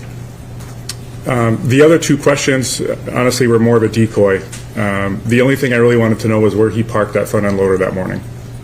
And so at this point in time, had you reviewed some of the stuff but not all of the discovery in the case or the evidence that had been gathered so far?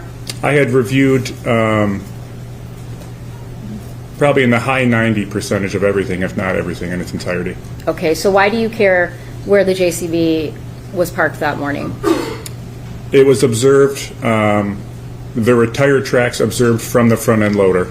And when asked about it, Mr. Warner later explained that he returned to the house in the front end loader. Okay. where this X is marked and where those tracks were is also where the Hummer is typically parked and where it was parked that day. His statements were that Dee must have moved the Hummer to the office, but he states when he returns to the house in the front end loader and parks in this spot that she's inside sleeping. So then it begs the question of these two objects cannot be in the same place at the same time, which means the Hummer must have already have been moved when he pulled up to the house. Okay. And you asked about a number, 3 other items.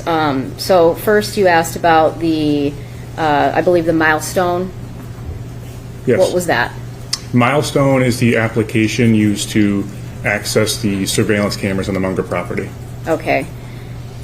And Find My iPhone, what's that? Find My iPhone is an application. If you're granted permission between different Apple products, you can look at their geographic location on a map.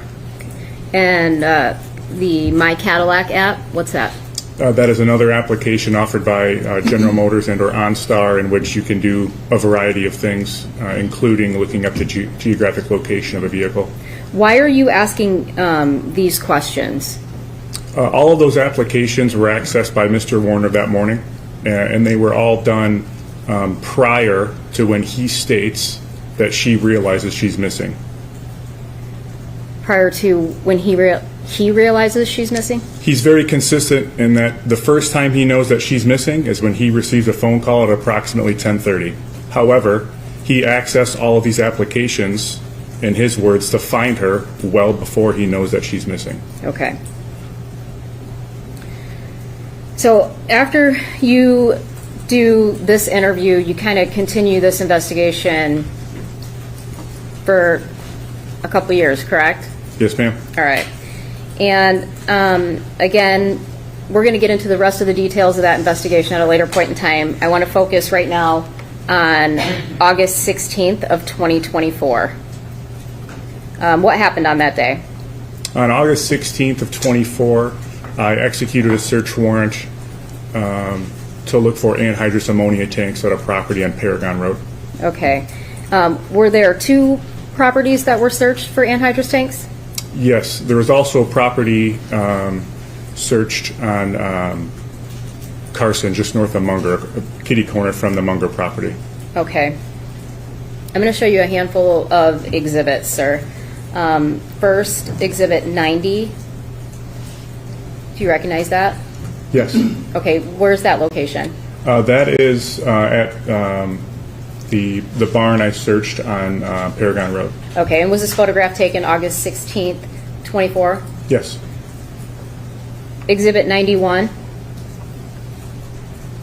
What's this? This is at the same location. This photo was also taken on that date. Okay. 92. The same thing, ma'am, on Paragon Road, also taken on that date. Okay. 93. This is outside of that barn, the same location, also taken on that date. Exhibit 94. The same, ma'am. Exhibit 95. The same. Same date and location? Yes, ma'am. Okay. Exhibit 96. Same date and location, ma'am. Okay. Exhibit 97. Same date and location, just outside of the barn. Okay. Exhibit 98. Same date and location inside of that barn. Exhibit 99. Same date and location on the outside of the barn. Okay. Exhibit 100. Okay. What's this? This is inside of a separate portion of the barn, taken on that same date at that same location on Paragon Road. Did you make observations on this tank? Yes, initially it stood out because all of the other tanks were outside and or in the open portion of the barns by one another. However, this tank was by itself in this area. Okay. Did you make any other observations? Yes. On the in this image, what would be the back or the left-hand side of the tank, there was a non-factory weld visible from the outside. Okay. Exhibit 105, I'm going to have you look at that. Is that one of the welds you were just discussing? Yes, this is that back end of the tank. Obviously, this is the top of the picture is the top end of the tank. All right. Exhibit 73. Is this another portion of the weld that you observed? Yes, so this would be the bottom of the tank, and or if you're going from top to bottom, a continuation going downward from the previous photo. Okay. I'm going to show you Exhibit 101. What's this? This was a handwritten note that was wire tied to the valve on top of the tank. Okay. When you say the tank, are you referring to tank 34 that was in Exhibit 100 that you just detailed? The previous photos, yes, ma'am. Okay. And I'm going to hand you Exhibit 102. You still have the scissors? Yes, ma'am. There's no blood on the tank. Relax. I don't know that we need it open until the jury wants to see it. Okay, what is Exhibit 102? This is that tag that's pictured in this image. Okay, is there a writing on both sides of that tag? Yes. Okay. Exhibit 103.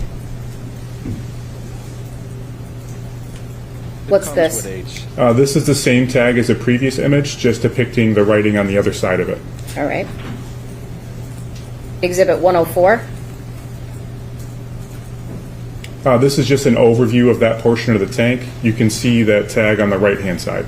Okay. And again, all of these photographs were taken on August 16th, 2024? Yes. Okay. After you made those observations, what did you do with that tank? I contacted a tow truck company, and I escorted it to the Ambassador Bridge for an x-ray. I'm going to have you look at Exhibit 106. And is that the image you received from the Ambassador Bridge? That's correct. Again, this was on that same date that you observed the other tanks, 8/16/2024? Yes, ma'am. All right. Based on this x-ray, what did you do next?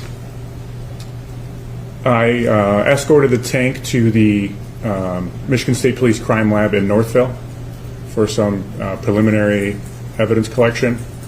From there, it was escorted to the Monroe Post for secured storage until we could make arrangements to open it the next day.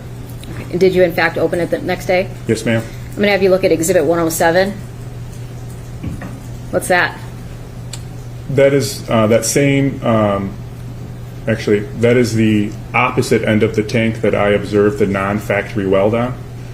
We cut basically a window into the tank so we could take some images and gather some an idea of what was inside of it before we continued cutting it open. Okay. And this was on August 17th, 2024? Yes. All right. What did you observe when you placed that camera inside there?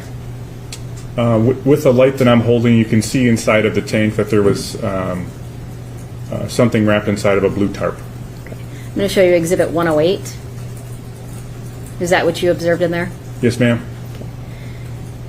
Once you made that observation, what did you do? Once we gathered some videos and photos of it, we then continued opening the tank, essentially almost like a cigar cut, removing that end that we made that pilot hole on. Okay. And then what? Once it was open, we were able to remove the object that was wrapped inside of the blue tarp. Okay. And what was the object inside the tarp? It was human remains. What did you do with the human remains? The remains were escorted to the medical examiner's office to have an autopsy performed. Okay. Do you know if there were any chemicals inside that tank?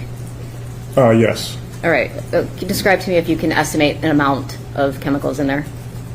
Laying along the bottom of the tank, there may have been a half inch to an inch of what smelled like ammonia. Okay. What about the tank? What was done with the tank? From there, the tank was escorted to more long-term storage until it could be evaluated at another date. Okay. Was that tank processed? Yes. All right. Was it processed on the 17th or a different day? It was processed by lab personnel on the 16th and 17th. Okay. At this time, Your Honor, I would be tendering Detective Dreer to Ms. Charday with the understanding that I am calling him back to actually get into the details of the investigation at a later point. All right, Ms. Charday. Thank you. Detective Lieutenant Dreer, my understanding is you are going to be coming back to the stand and testifying next week? Is that accurate? That's your understanding as well? Okay. I don't know the question. Yes, ma'am. Oh, yeah, sure. I should have a question mark at the end. Is it your understanding, having just heard Ms. Wise, that you are going to be testifying next week as well? Yes, ma'am. Okay, I'm going to save my questions for next week. I don't want to bifurcate them. Okay, thank you, sir. Can I ask counsel to approach briefly? Hopefully some good jury questions. What the hell was said in that video? But we finally got to see how the sausage was made, because now we got to see the tank and that shoddy welding. That would never, ever had stood up if it was repressurized. So that was a bad hiding spot. Okay, so I've had a brief discussion with counsel at the bench. It's my understanding that both sides are in agreement with holding off on any questions from the jurors until Detective Dreer has been back to finish his testimony. Is that accurate? That's correct, Your Honor. That's correct, Your Honor. Because I'm trying to look hot for you, Stephen. All right, Detective Dreer, you can step down. Should I take these exhibits, Judge? You can take those with you. All right, so at this point, we will take a recess. I think there's some technology we need to set up in the courtroom for the next witness, so we will do that, and we'll bring the jury back in when we're ready to proceed. It's 9:15. Come on, George.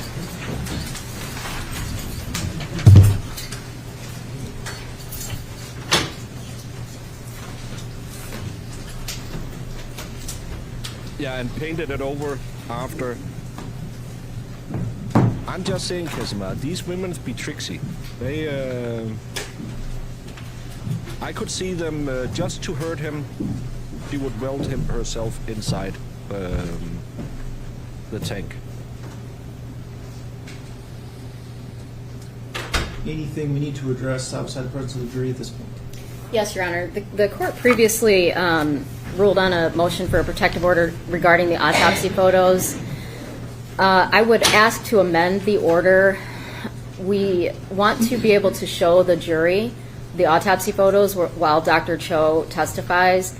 However, we do not want those photographs to be publicized, recorded, or any photographs live streamed, nothing. So we would ask for a protective order over that. Okay, Ms. Chardy. We're in agreement with that, Your Honor. Thank you. Okay. The court is permitted by MCR 2.302C, which applies to criminal cases, through MCR 600.001D to issue protective orders to prevent annoyance, embarrassment, or oppression based on my prior review of the photographs that are the subject of the people's motion. The court finds that unauthorized proliferation of these images would constitute a significant and irreparable injury to the victim's family based on the nature of those photographs. So I am going to grant that protective order. The decision, I believe, is further grounded in the court's inherent supervisory power over its own records and files to prevent them from becoming a vehicle for improper purposes, as was recognized by the Supreme Court in Nixon versus Warner. Well, I am mindful that this is not a FOIA proceeding. The dignitary privacy interest of survivors has been recognized in National Archives and Records Administration versus Favish, another United States Supreme Court case, which established a compelling interest that the court must weigh against the public's right of access.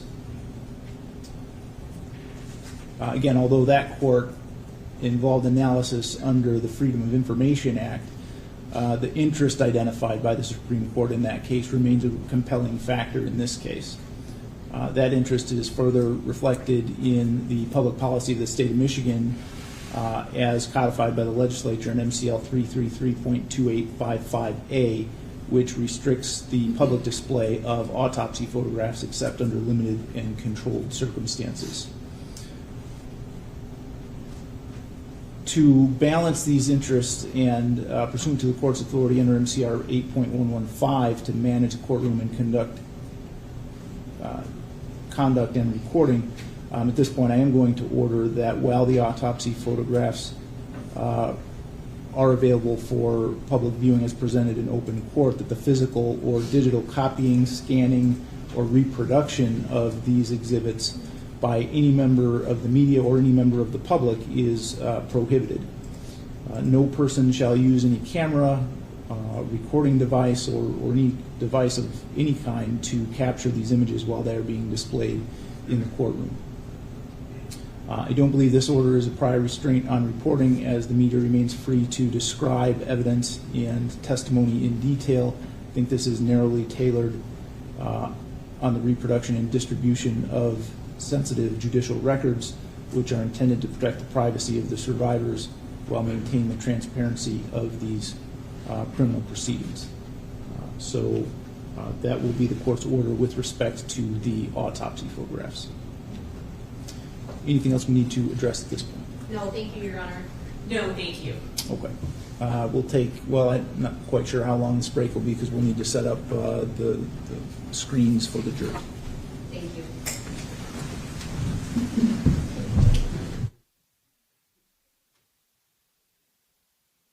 So we will not be able to see the autopsy photos, but again, not a big loss because she has been inside a fertilizer tank covered with a tarp for close to three years at the time she's found. She will be very gooey at this point because under the tarp you will keep the moisture so she wouldn't be dried out like the one we saw in the Wood case. She would be very, very squishy. So I am glad that we are not seeing that one. But I know you all want to see a little blood sometimes, but yeah, it's not going to be pretty. Let's just say that. I'm glad I'm not a death doctor because yikes! Imagine having to deal with that on a daily basis. That yuck.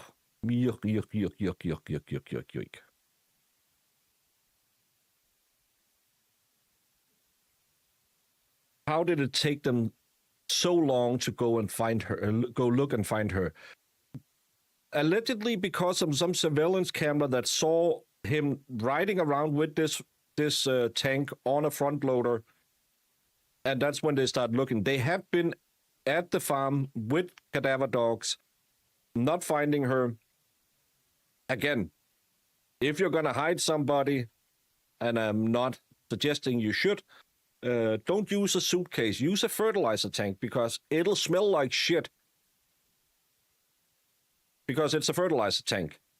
So it'll cover up a lot of other smells. So I think that's why it took him so long to find it. I'm totally okay with not seeing it. Well, some people like it.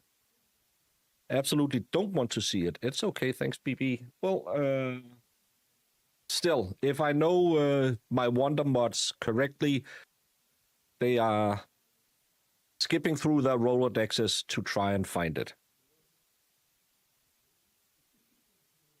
Apparently that smell absolutely throws the dog off. Well, it's the same if you have like one of those critters that'll come into your house and eat your insulation and stuff like that. Anything that smells like urine will deter them. And again, I don't know what this fertilizer was based on, but it'll probably have like an ammonia smell or something like that. And it'll be very overpowering, especially when it's inside the tank that has been used a million times. So, yeah. I think he might have thought that the remains could potentially have helped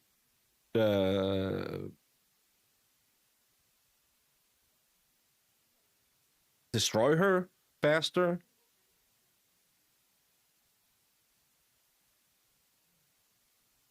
I don't know. I'm speculating.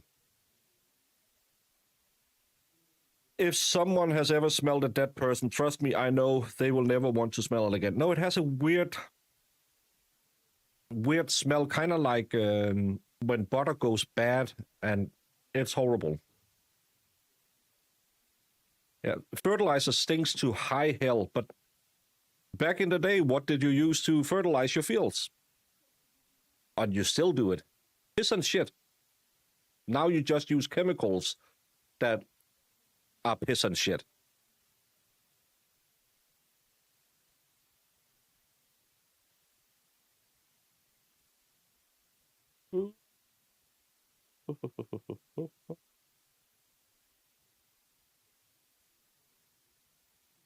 I don't know what? I don't know. I'm looking at chat. I shouldn't.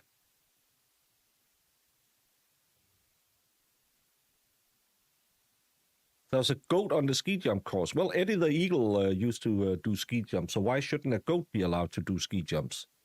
I find it very anti-animal, this Olympics.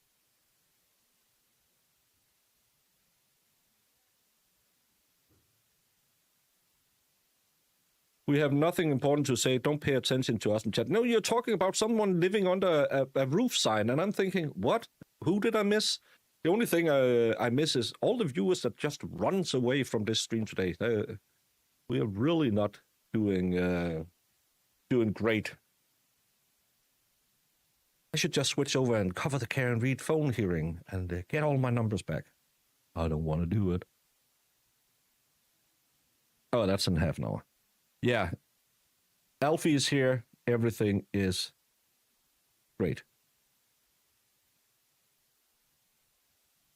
And now we're coming to the death doctor, and we still don't know how she passed away, and we need to know that. So, any of you who have been, because we have some locals, any of you have you heard anything about cause of death? Have anything been out there about that? I know we can just wait 5 minutes and listen to the death doctor, but I'm 69 people viewing. Giggity, giggity, giggity. Well, I have 73 on screen and 81 in chat, so I don't know what the real number is, but if it's 69, you get a giggity, giggity, giggity. Oh my. Oof. Because Baker's like, let's go. Let's fuck. Like, I'm down. I don't know everybody else. Yeah, 69. 69 falls 69. 69 is the going rate in the lot lizard union. So, hey, Peace Geek. Yeah, that cold that's going around this year is horrible. I talked to a buddy of mine at the gym, and he was asking me, "Oh, where have you been?" And I said, I'm just slowly working back into getting to touch some weights again. I've been doing a lot of walking on the treadmill. And then talked to him last week or something like that. And then he said, "Oh, I'll see. We always meet up Monday and have a cup of coffee." And he wasn't there Monday, and I texted him and said, Sup, bro? No, not Monday. I texted him Tuesday because Monday I was in court, and I texted him, sup, bro? Sorry, I didn't make the coffee date because I was in court, but you weren't in the gym today. And he said, now I know what you've been going through, because right after we talked last week, he just crashed and has been in bed ever since. I still have a cough, and my cold was back in mid-January. I didn't get much of a cough. I got like a dry cough when I slept. I would wake myself up. I got a lot of sneezing, but I was just tired. I was just really, really, really tired and had massive headaches. And still, some mornings I wake up, I just massive headache. So I hope it'll pass soon.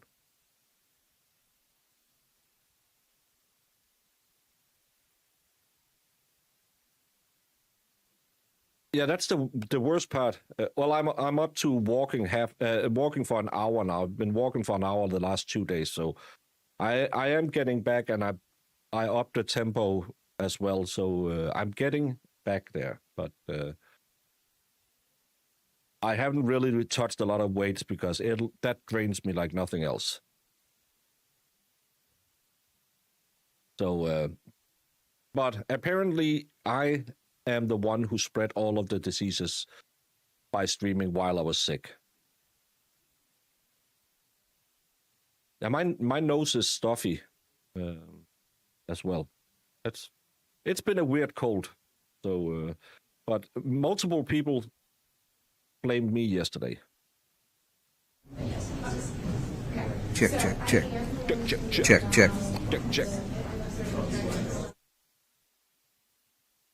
Don't be silly. Tell that to the people who blamed me yesterday for giving them the flu.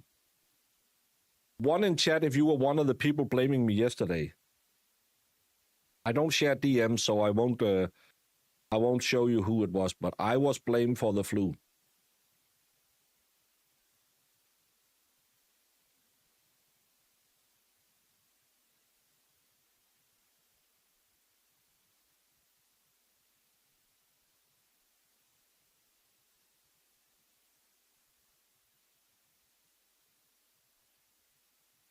Maybe I got it.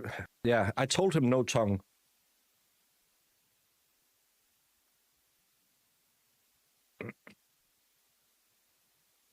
Yeah, I don't share DMs. I'll share all my germs. 1-1 with 2 minutes left. Go Sports Puck.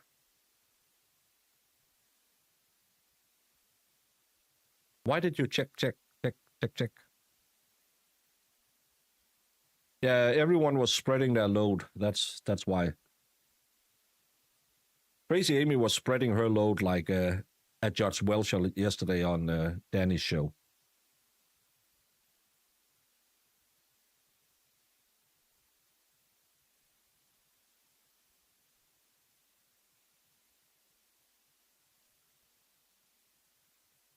Yeah.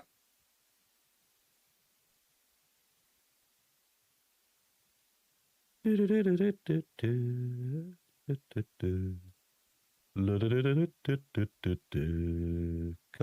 on. Get your radio on. It's Friday night and we want to have fun. Come on. La la la la la la. It all happens when the tongue is involved. You ain't lying about that one.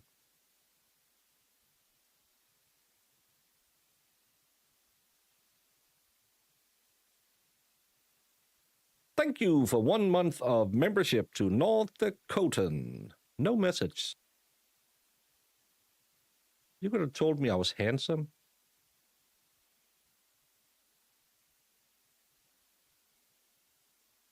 Non-consensual load spreading. Spreading the load. That was such a weird statement. Well, all the Blue Man Group did was really weird. But, yeah. Thank you, North Dakota. Thank you so much. That's the sweetest thing anyone has ever said to me, ever since Sue said, well, I don't hate you that much today. Never happened.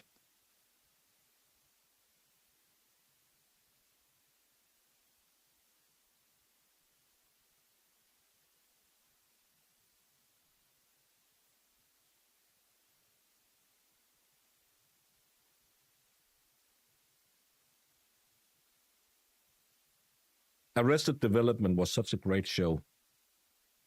A little too early for their time, I think, but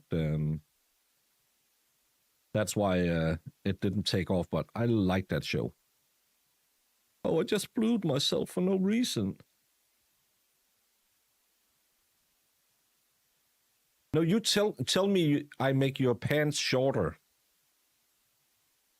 That's way better.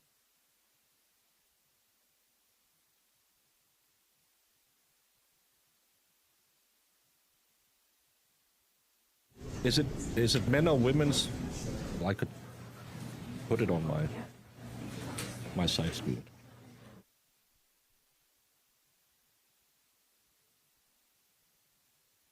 If it's on TV2.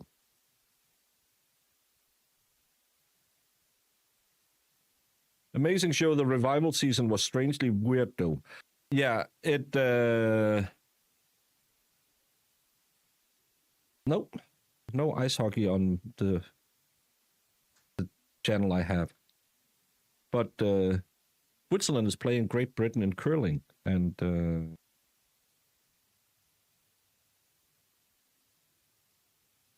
we get a score for that one? But I think that happens a lot. What was it for a show? Did you see when Justified got a revival? That was a big old mistake. That was a big old mistake. That was really, really bad. That show should never have had a last season.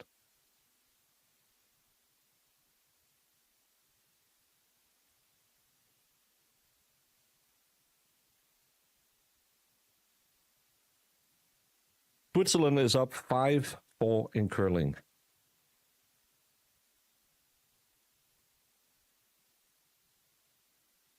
We saw photos of the storage tanks and the welding and the X-ray photo and the blue tab.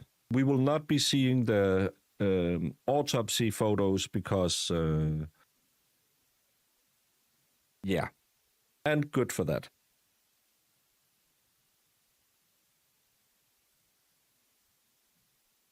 Well, I put that on my blog, so everyone should know that. Never got into Justified. My roommate liked that one, though. Big Dog, it's an amazing show. It's probably one of the best acted shows.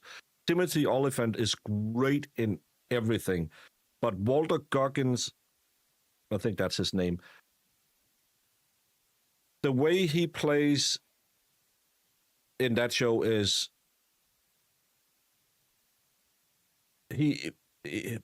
those two could read a phone book and it would be great. They play so well together.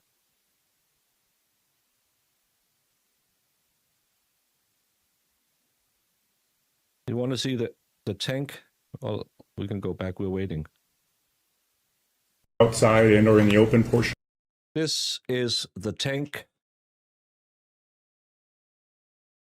This is the bad welding. This is the out of service sticker that they found his fingerprints on.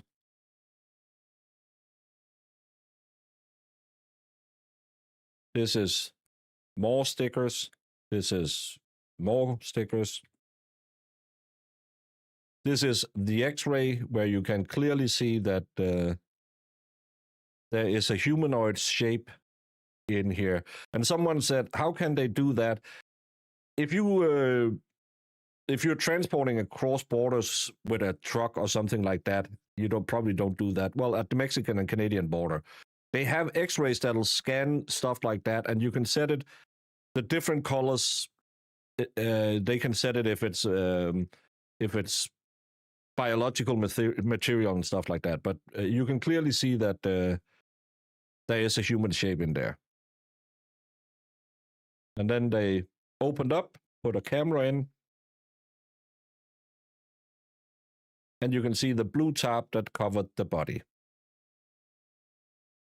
So somewhere in here, she hit the welding apparatus and that paint and paintbrush she used to paint the weld over.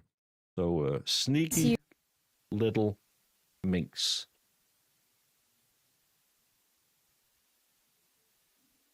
Walter is good. He does a good job as a ghoul in Fallout. Great show on Prime. I played the games, but I don't know. The show just, I tried to watch it, but wasn't me. But he's great. I can watch every season of Arrested Development over and over. It never stops being funny. Again, the last season I wasn't a big fan of, but I have. It's the same with Parks and Rec. Their last season where they tried to come back. Horrible season as well. Maybe. All right, are we ready to bring the jury back in? Yes, Your Honor. You may. He was great in White Lotus. I didn't see that. He's also really good as Baby Billy. He has a wide range. He can play those over the top funny characters and very. It's just the. I don't know how to describe it. It's kind of like he has this smoldering evil in him in Justified, where you can just tell he, no matter what, he is conniving. He's always planning on the next big thing. So yeah. Boyd Crowder was supposed to be killed at the end of the original season. He played it so well, people wanted him to live. They had to rewrite it. Yeah, and because him and Timothy Olyphant had this great chemistry on screen, that's why they brought him back, because that made that series. And I really like that because he is a Southern guy. He didn't want to live up to that because he was supposed to play a person who's not fond of people of color. Okay, we went out again. I don't know what happened. But he was supposed to play a neo fan of the Austrian painter. But he said, can I play him so it's clear he doesn't believe the bullshit? And that's why the first time they have the talk, that Timothy Olyphant tells him, I know you don't believe in any of this bullshit. It's just for your mindless followers. And that was perfectly played to show that, yeah, he's just using it as a ways to an end. Genius, yeah. You're a 60-year-old man. Just need an 8-ball and $2 million. Can you give me that?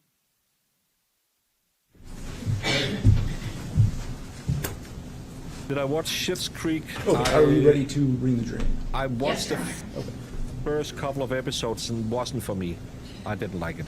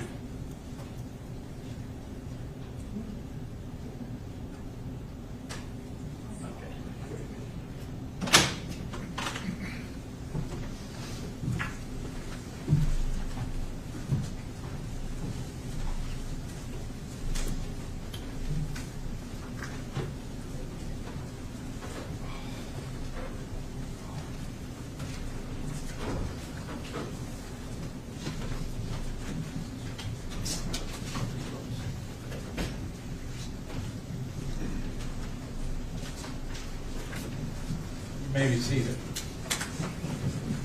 Okay, welcome back, ladies and gentlemen. You can see we've reconfigured things a little bit. That's because the next witness's testimony will be kind of photograph intensive. So, Ms. Wise, you can call your next witness. The people would call Dr. Patrick Cho.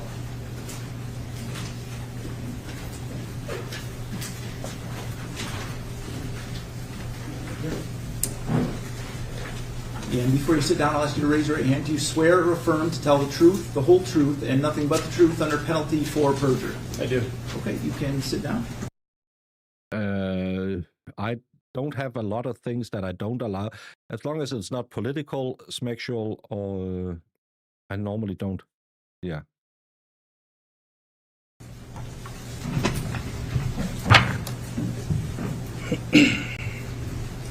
Good afternoon. Can you please state your full name and spell it for the record? Yes, good afternoon. Patrick Cho, C-H-O. And what's your occupation? I'm a deputy medical examiner, And where are you a deputy medical examiner at? Oakland County, How long have you been doing that? 2007. You've been in the same place since 2007? I've been at Oakland County on and off since 2007. I have been a contract medical examiner for Jackson County since then, and most recently Lenawee and Hillsdale County after Dr. Bader Casson passed away. But I also do cases in Bay, Midland, Tuscola, Iosco, and Aranac counties. Okay. And you've been Again, Gada, if you feel comfortable or you need someone to, we have some very nice people here.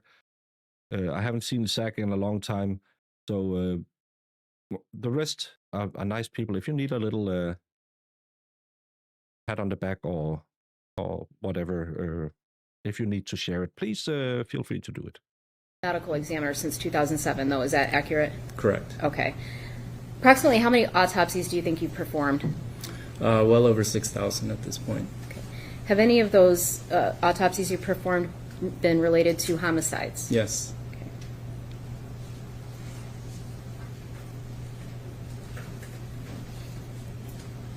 Have you ever been admitted as an expert in any courts in the state of Michigan? Yes. Have you ever been denied that? No.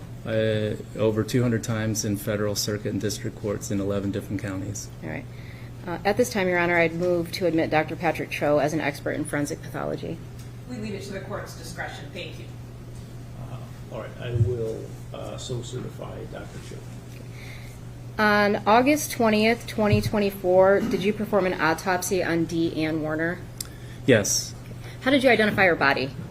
So the body was, it was presumed at that point on August 20th. The dental identification came later, verification of Dee Warner. So that's how it was. Okay, so on August 20th, 2024, you presumed it was Dee Warner, but at a later point in time, you were able to confirm it through dental records? Correct. All right, and do you know how long that took to confirm the identity? Offhand, I don't. All right. When you did the autopsy, I noticed you did an external examination and an internal examination. Is that accurate? Yes. All right, let's talk about the external exam observations first. Just give me a brief overview of what you observed when you received her body. Sure. The body was enclosed in a body bag, as is normal. Once the body bag was opened, the body was actually wrapped in 2 polyethylene tarps that were secured with duct tape. So that was the initial exposure to the body. Okay. Did you unwrap those two tarps? Yes. Okay. What did you observe when you unwrapped those? There was the body of an adult female. The legs were bound with duct tape. The arms were bound to the torso with duct tape. There was duct tape over the nose, mouth, part of the head. A friend's son of 15 just passed after collapsing at a rugby practice session at school. It's just beyond sad. I'm very sorry to hear that, Gada K. Sometimes it's out of the blue and it comes like a lightning. And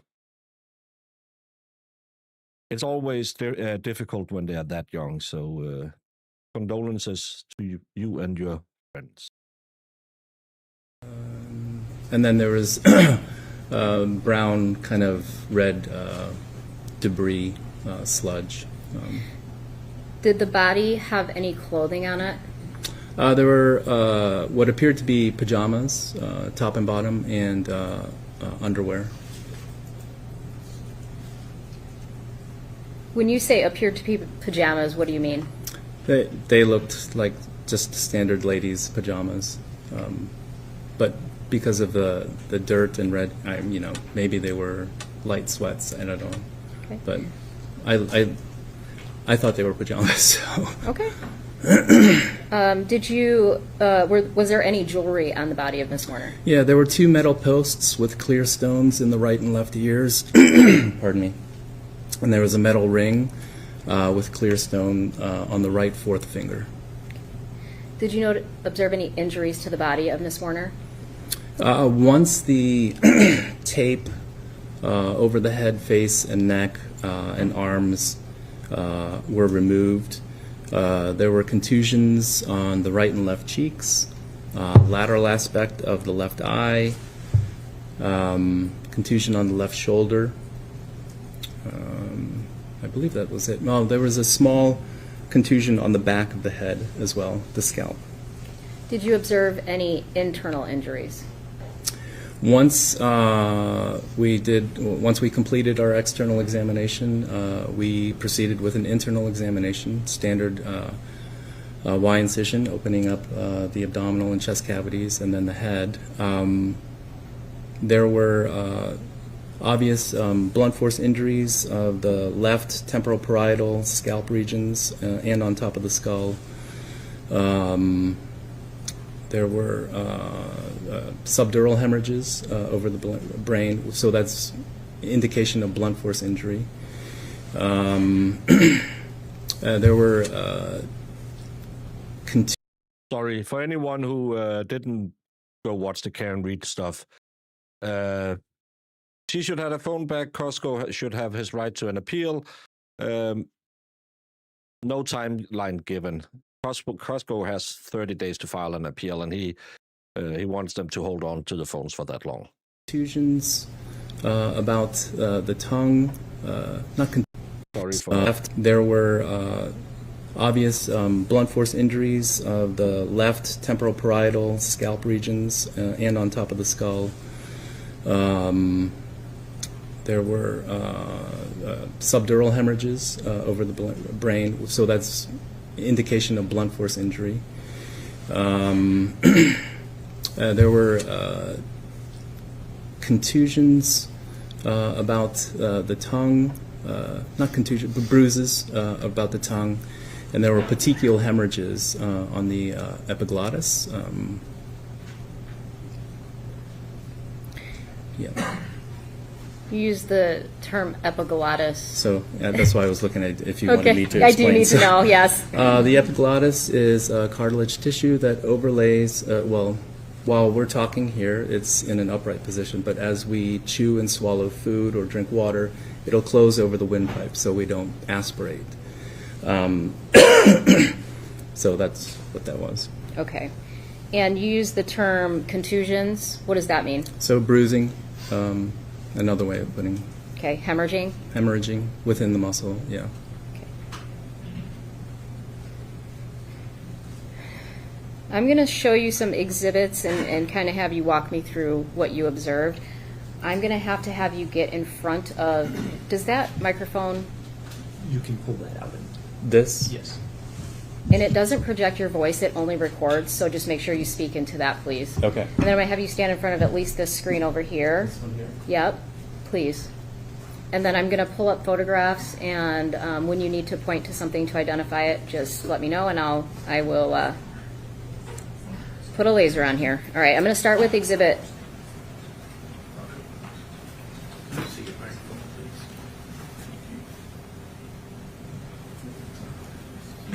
Sorry, I'll speak up. To speak real clear into it. Your Honor, Dr. Cho may need to move a little bit away just so that. Yes. Yep.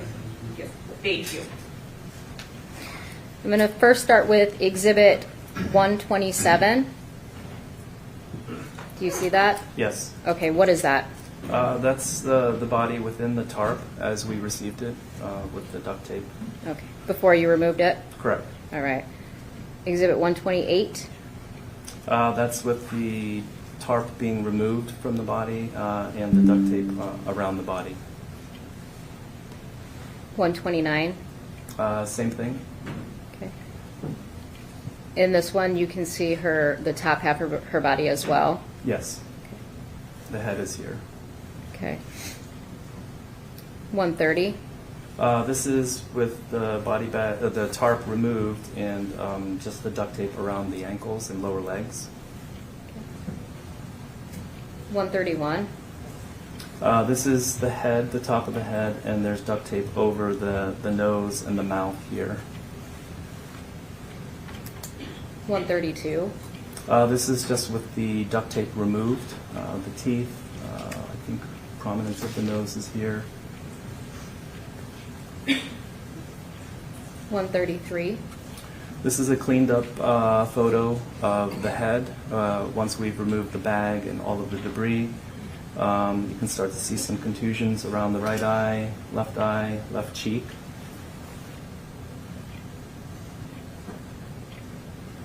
Your Honor, is it okay if I ask if everybody can see that clearly, or if I need to point anything on the, we're good? Okay. Exhibit 134. This is just a same kind of area that's being photographed, but from the left side. So you can see better the contusions that are on the left side of the cheek and the lateral aspect of the left eye. Exhibit 135. Left shoulder, there's a contusion on the left shoulder. 136. Just a panned out shot of the shoulder and the head. 137. This is the back of the head, and there's an area of contusion that I was pointing to earlier on myself here.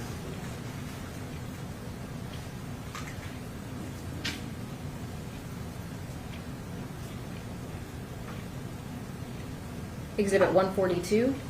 This is an anterior, so front view of the head and neck with the head kind of pulled back. This area is a contusion and abrasion on the anterior part or front of the neck. Exhibit 144. This is the metal ring with clear stones I was talking about on the right fourth finger. And I'm sorry, I didn't hear you. Did you say on the right? Right hand. finger. Okay. Pardon. Okay, no, it's okay. To me, it sounds like she was chocolated and hit in the head because there was some dermal bleeding on the brain. So the massage might have been a little too vigorously, is what I gather from this. I'm going to move to the internal injuries. I'm going to have you look at Exhibit 138. So this is the top of the head with the scalp reflected back, and we're seeing the top of the skull. This area here is a contusion that's on the skull, so we call that a subgaleal contusion. This is on the undersurface of the scalp, so that's a subcutaneous contusion. More of the same on the back of the head as well. 139. This is the right side of the head, showing very much the same thing. So on the surface of the skull, there's some contusion, and then on the undersurface of the scalp, there are contusions in that area.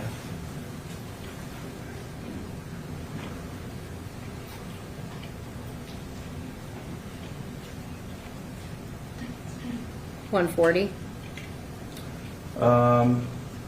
Just a close-up on the left side, really highlighting the hemorrhage that's on the surface of the skull, as well as on the undersurface of the scalp, all indicative of blunt force injury. 141. This is with the top of the skull removed. This is the surface of the brain, and there's all this residual subdural hemorrhage. So there's been bleeding on the surface of the brain from blunt force injury. 143. So the epiglottis that I had talked about before, that flap, this is the epiglottis here. And what you'll notice are these petechial hemorrhages here. Those hemorrhages shouldn't be there. And there's also bruising on the back of the tongue, as I had mentioned, and around the areas, but that's the petechial hemorrhages. So you use the word petechial hemorrhaging. What does that mean in layman terms? So petechiae are just pinpoint hemorrhages that occur when there's been intense pressure. And we're talking about the vascular system here. So vessels are carrying blood, and when constricted or compressed, it's just like a hose. The water or the fluid is going to want to go to the path of least resistance. So in this case, the blood will go to the smaller arteries until there's and vessels until there's an endpoint, and then there's nowhere to go, so it'll burst. And that's what gives us those petechial hemorrhages.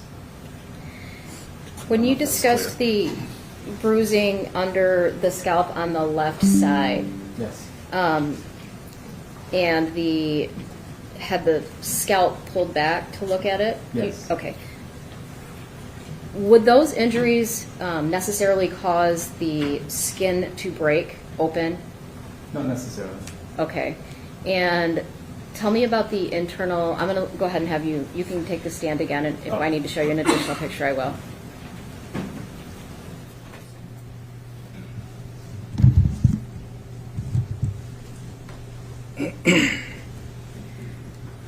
So the photograph of it's Exhibit 141, where the brain bleed that you described. How does that happen? Like, right? How is there a blood on the brain in between the? Is it in between the skull and where is that located? So the brain, our brains are covered by dura. It's fibrous tissue. And there are small bridging veins between the surface of the brain and the dura that go through the dura. So when there's blunt force injury to the head, strong enough to tear those bridging veins, that's what will give us that subdural hemorrhage. So it's a subdural, meaning sub, under the dura, but on top of the surface of the brain. I don't know if that was clear. I think so. Yeah. Is there anything about that injury, the brain bleed, that you saw evidence that it would bleed outside of the scalp, if that makes sense? Yeah, no. So there were no skull fractures. So no, it would stay contained in that space. Okay. Were you able to determine a cause of death in this case? Yes. And what was that? Strangulation and multiple blunt force injuries of head and face, I guess. Okay, so you came to two separate causes of death? They both contributed, yes. Okay, could either one of them independently have caused her death? Yes. Were you able to determine the manner of death? Yes. And what was that? Homicide.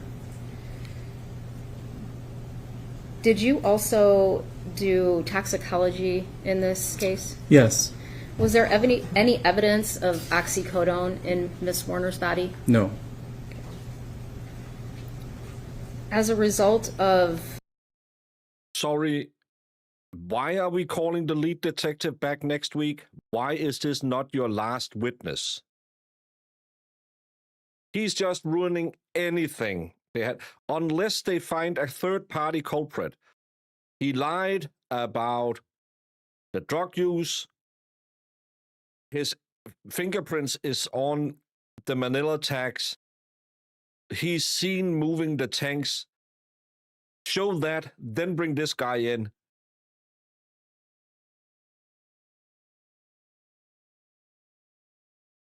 Well, she could have self-inflicted it by putting something and then clashing her head against again, women will go far.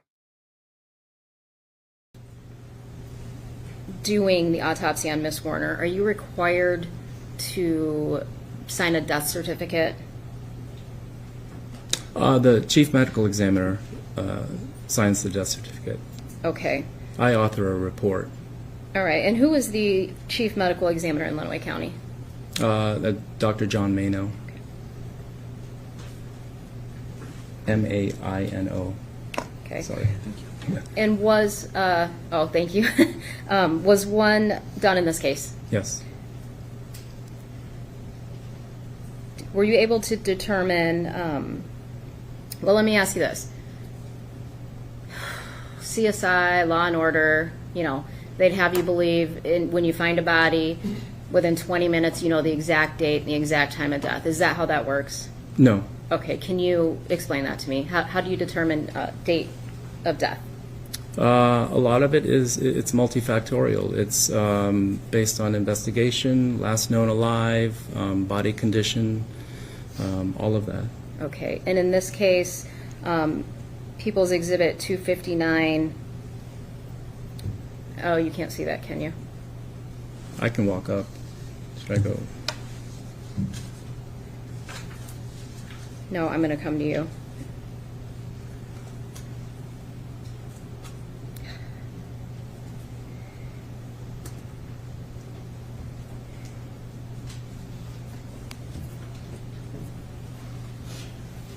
Come on, it's 4 o'clock and I need to have a pee. Mm-hmm. Oh, death certificate, yes. Is it cause or the date of death on I'll take a pee. Date pronounced is August 17th.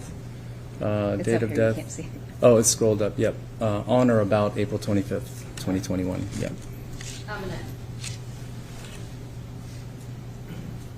I'm going to ask you that again since I'm back here. Yep. So the date of death on the death certificate? Is on or about April 25th, 2021. Was there anything about the condition of Miss Warner's body that made you believe she could not have died on or after April 25th, 2021? No. Okay. She looked a little bit, when I look at the pictures, I'm kind of shocked to see the way her feet are bound, She looks somewhat fairly well preserved. Can you tell me why that's not a concern for you? No, I mean, it was a sealed tank. There was presumably little to no oxygen in it since it's an ammonia tank, anhydrous. So if it was water, H2O, there's your oxygen source that would speed up decomposition, but didn't seem to be any of that. So. Okay, and why does it matter? So the oxygen would speed up decomposition? Yep, I mean, ammonia will too, but obviously at a slower rate. Okay. The lack of oxygen, again, would lead you to not question her date of death as being April 25th, 2021 or later? No. Okay. I have nothing further. We're going to make our way back over. Okay. Thank you.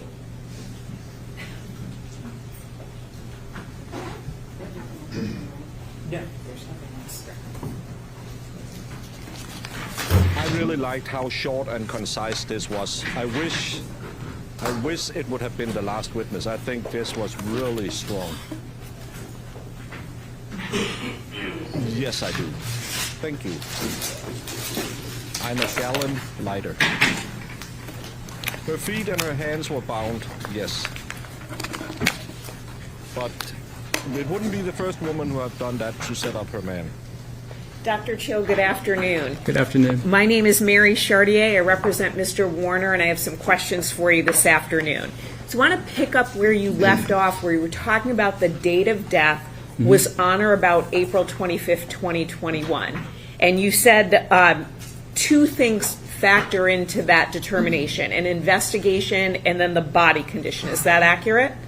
Yeah. Yeah. So the investigation entails what? Is it people telling you the last time I saw her was this day or this time? How does the investigation factor in? Sure. That information is presented to me usually by law enforcement. Last known alive, reporting as such. So we're not an investigative entity, so that's why we rely on outside sources. If someone hadn't told you that, if someone had not told you the last time that Ms. Warner was seen alive was roughly April 24th or April 25th, 2021, what would you have determined the date of death to be? I'm not sure I understand that. Sure. So let's imagine that this body was found. No one knows who she is. Right. Right. And so you don't have any law enforcement officer telling you anything about last time seen. I see. What would you determine the date of death to have been? Yeah, for me, I would have to say unknown. So the body condition of Ms. Warner, independent of the investigation, would not give you a date, a month, a year? No. Okay, thank you. So that was my question. And then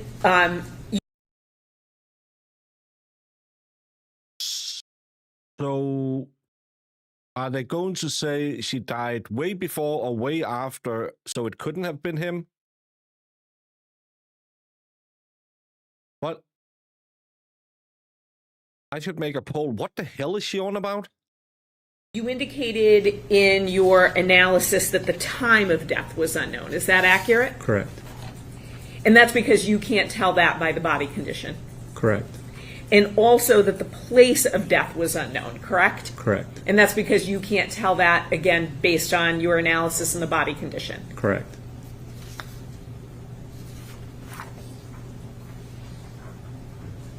You had indicated that there can be two causes of death, strangulation and then blunt force trauma, correct? Correct. Can you tell what was the cause of death or both contributed to death? Both contributed. Both contributed? Yes. We know from their opening statements they will claim that the timeline is off. But again, she wasn't seen after that day. He's seen moving the tank she's found in. Does it matter if she died on a Monday or a Tuesday or a Wednesday? His DNA is, or his fingerprint is found on the tag on the tank. Unless they can come up with a third-party culprit, and so far they haven't gone anywhere near it, they will then say anyone could have done it, and he couldn't have done it because you can't say it happened on a Monday or a Tuesday. Yeah. Now, with strangulation, there may be a loss of bodily fluids. Is that accurate?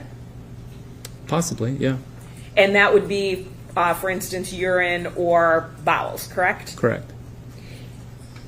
With blunt force injury, you indicated that the brain bleed would not cause external bleeding, correct?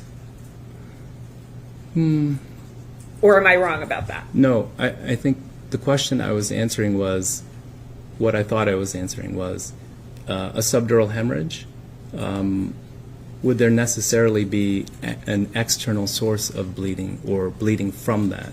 So, as I said, you can get a subdural hemorrhage without a skull fracture.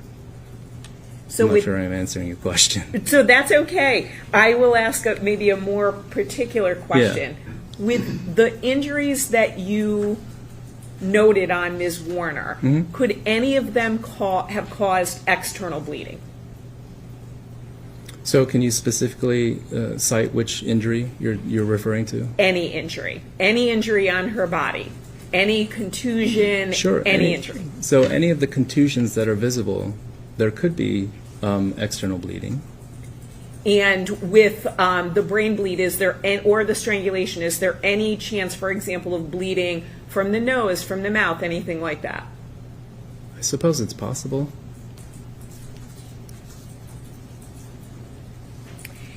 Do you know the instrument that caused the blunt force trauma? No.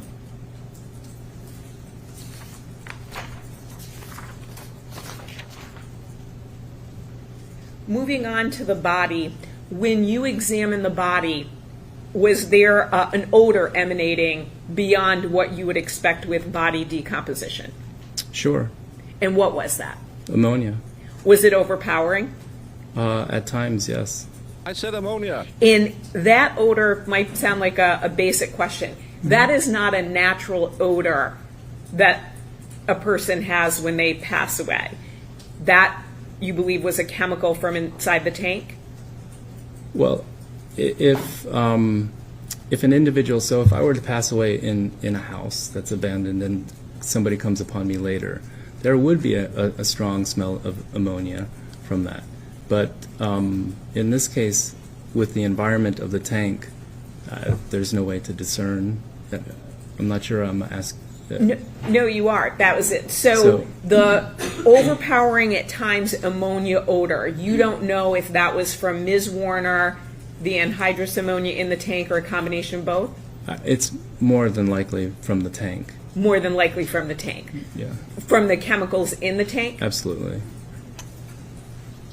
And then because of the ammonia, in looking at your analysis, there was tissue breakdown due to prolonged exposure to ammonia? Some, yes. And some facial features and landmarks were also absent because of the prolonged ammonia exposure? Sure, and the tape, yeah. Do you know what does, are there studies about what prolonged ammonia exposure does to a body? Not that I know of. Not that I could find either. I didn't know if you knew any. No. And then we saw some red or brown mud-like substance. What was that? I don't know. I mean, I presume that it might be some dirt mixed with some fluids, but I don't know. But so the answer is you don't know. Setting aside your presumption, you do not know. Correct. Did she smell like urine? Now, was there any rigor mortis when you examined Ms. Warner? No. Talk to us about that. When does rigor mortis set in? Generally, after a couple of hours. It should be present under normal environmental conditions for up to, 24 hours. It'll start to break, and then will go away. What is rigor mortis? It's the stiffening of our muscles after death. So if someone is in rigor mortis, can you move their body in terms of like bending it and things like that? Sure. And what would that do to the condition of the body? Nothing. Would it cause any sort of indication of injury, break a bone, anything like that? Sometimes. I mean, if you have a really brittle osteoporotic person, it could. Now, if a body is placed... That's why I said he should have been the last witness, because he's a killer with a smile. ...in a certain position when they're in rigor mortis, and then the rigor mortis lapses, what would be the impact of that? The body would just stay in that position. The body would stay in that one position. Correct. I want to talk to you about the clothing that you had indicated were pajamas, but also indicated it might be a sweatsuit, correct? Correct. So what particular pieces of clothing did you find? Top and bottom, pajamas, and underwear. And underwear. So are you talking about a bra, or are you talking about underwear? Underwear. Underwear. So underwear, so bottoms and top. Was the top crew neck, hoodie? What was the top? I don't recall. You don't recall? No. Would looking at a photograph help refresh your memory? Ms. Saylor, would you show Dr. Cho 1413, please?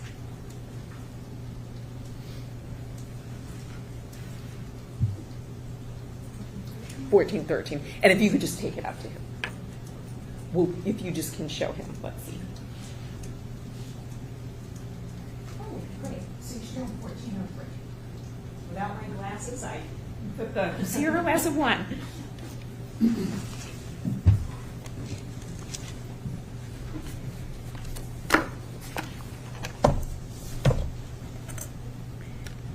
There are some other photographs, if those would be helpful as well, if you'd like to scan through You're those. speaking of the ones on the left of the screen. Yes. Yeah. Okay. Did that help refresh your memory? Yeah.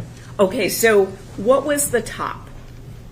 From that, I can't even tell. I mean, it's just hanging down. Okay. So would you like to look at other photographs to help refresh your memory? Sure. Ms. Saylor, why don't you show him the photographs? All of them, and see if that helps. Presumably, these are the pants that are hanging over. Just let me know when you want to go. Oh, you can go.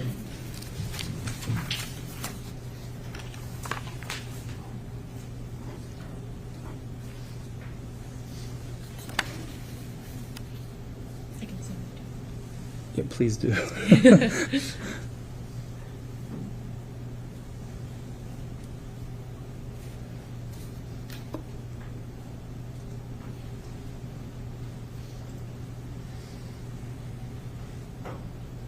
I'm not sure. I mean, I'm not sure. I can't tell where the top part of the clothing is. Okay, thank you, It's Ms. pretty Saylor. So the clothing, let me jump back. Was the clothing cut off, Ms. Warner? It could have been. Sometimes when it's difficult to remove from the body, we will cut. And so, again, you found underwear, earrings, a ring, a pair of lounge pants. So they could be pajamas, it could be sweatsuit, could be loungewear. You don't know, correct? Sure. And then a top that, again, you don't know if it's a crew neck, a hoodie, anything like that, correct? Correct. I mean, as I said, it looked like a set of pajamas to me, but... Thank you. Now, you talked about doing a toxicology report. What impact would the delay in doing the analysis have on what you could find doing the toxicology report? Well, the laboratory was able to test it, so not much impact at all. So you didn't do the testing yourself? No. We will collect samples, and they'll be sent out to a national laboratory, and then we wait for the results. So you looked at the results, but again, you didn't do the testing, correct? Correct. Now, finally, with everything that you did, you identified what you believe to be the causes of death and the manner of death. You don't know who the perpetrator was, correct? Correct. I have no additional questions. Thank you, sir.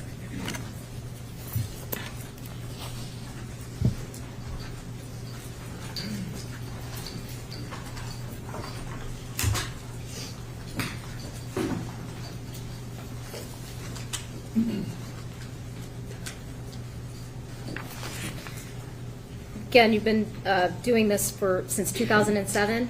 Yes. And a common practice is to rely on the investigation when you're dealing with date of death?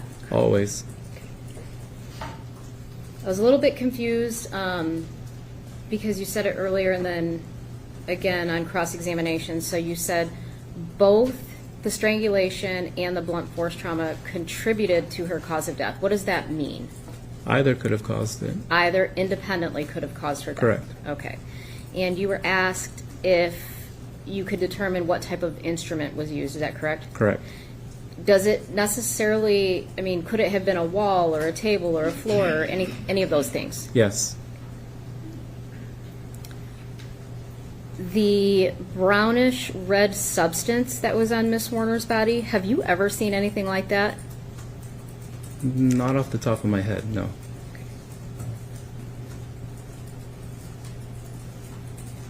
Thank you. Nothing further. Nothing additional. Thank you. Okay. We do have one question from the jury, if you would approach. Yes. Let's get the jury question and see how they saw all of this, if they saw it the same way we did.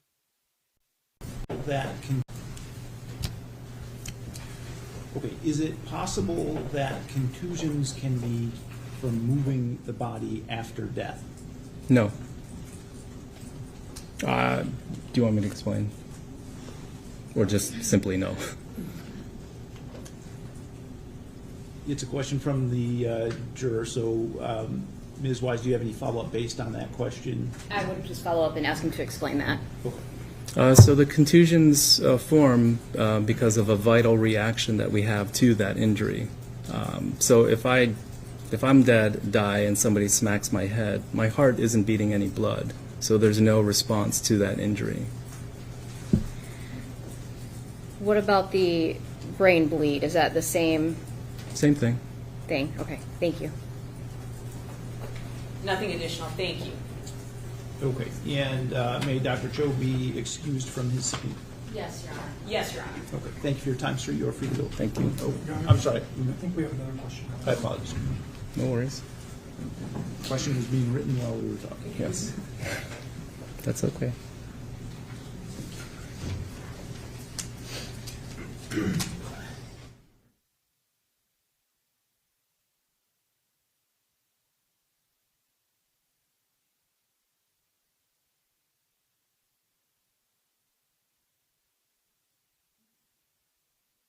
Well, it was a good question. Could the injuries has been sustained post-mortem? Nope. It really doesn't look good for Mr. Dale so far. And I really like this doctor, and I really like that they didn't waste 2 hours figuring out that he went to school. to become a doctor.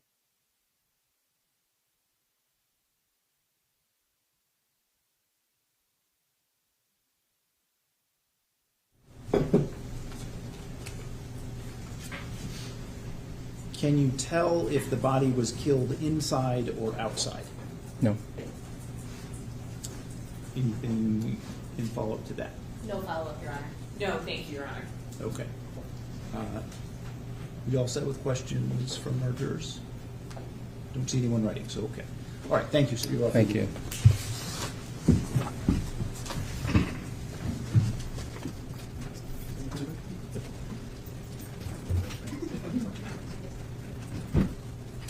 Okay, it is quarter after 4. I don't anticipate you want to start a new witness at this point. Is that No, it? Your Honor, thank you. All right, we will adjourn then to tomorrow morning at 9 a.m. I will say for the jury and for everyone else, there is a sentencing hearing tomorrow morning that I expect to take longer than normal. So I'll ask you to be here at 9 a.m., but there might be a little bit of waiting in terms of getting that hearing completed, and we will get started as soon as we can.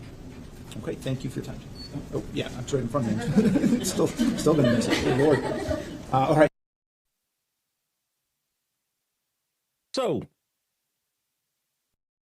a day that started a little rough and actually ended up being really, really good in the end. I really liked this coroner. I thought he did great. Short, sweet, to the point. She was strangulated and smacked over the head. Can't tell you which one killed her. They both contributed to it. She was bound, arms and feet. She was in her pajamas. We know she never left the house without being dressed to the nine. The defense tried to solve it, save it a little bit, but, well, could it potentially have been that she might have had a tracksuit on? And he said, oh, I don't know. But I really, really liked that testimony. And on Saturday News, poor innocent Ashley Benefield has been attacked by a prison guard, self-defended against a prison guard, and got blamed for that. I suspect Sue was involved in it in some fashion. She might have set up the prison guard to attack Ashley Benefield, who is now going to be moved to another prison because of this heinous attack on this sweet ballerina who is innocently convicted. This is what Sue does. I have warned so many of you, but this is what Sue does. Hatred, hatred, hatred, because I saw straight through the lies.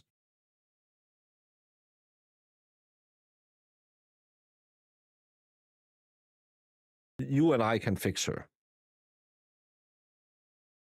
Lovely Baker's silver lining for the day. He is the best streamer around. Oh, I love Baker's silver lining. Well, it was a good day. We had a little bit of a kerfuffle with all the.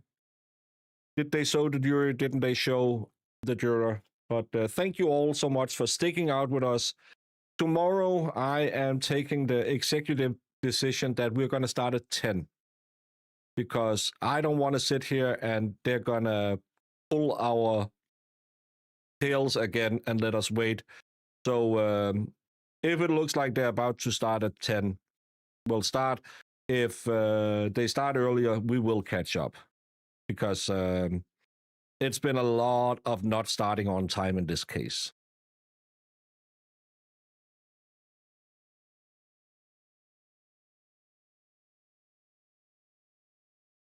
Or Ashley B is a nut job. Sue and I were right. Okay. I'm dyslexic.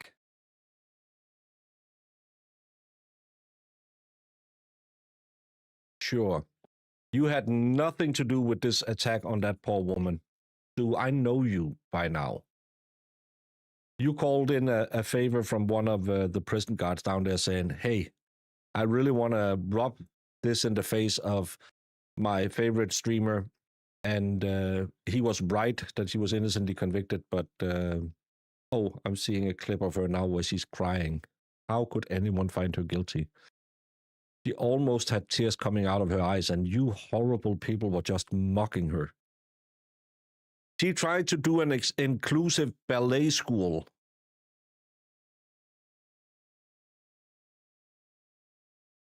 Thank you. I needed that after all that Sue hate. A lot of hate today. Hey, before I go, have a great night, Celestial. No one hates women as much as women.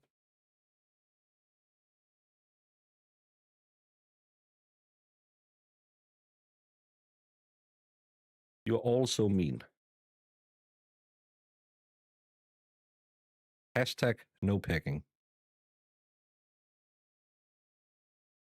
No, but am I handsome? That's the standard us YouTubers go for. That's yeah.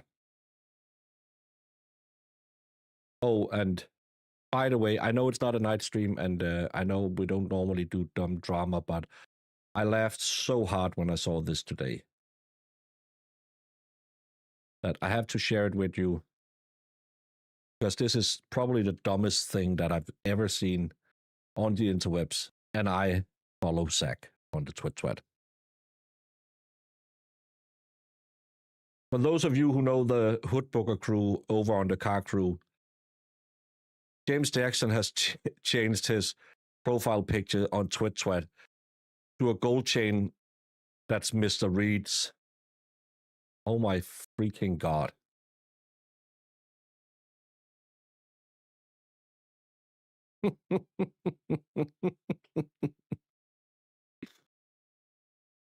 Oh, this has not been the greatest of weeks. But oh my fucking God.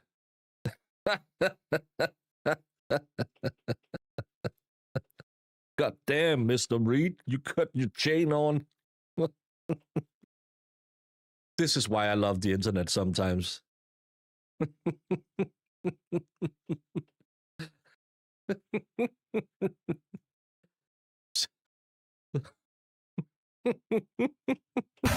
I'm Jimmy. How y'all doing? I know English is your second language, but you don't word It's your my questions third, carefully. but I'm still better at it than you. You are The most important people in this case that everybody seems to have forgotten in this room is the jury. So we're going to take a 15-minute break and both sides take a pregnant pause and think about the jury.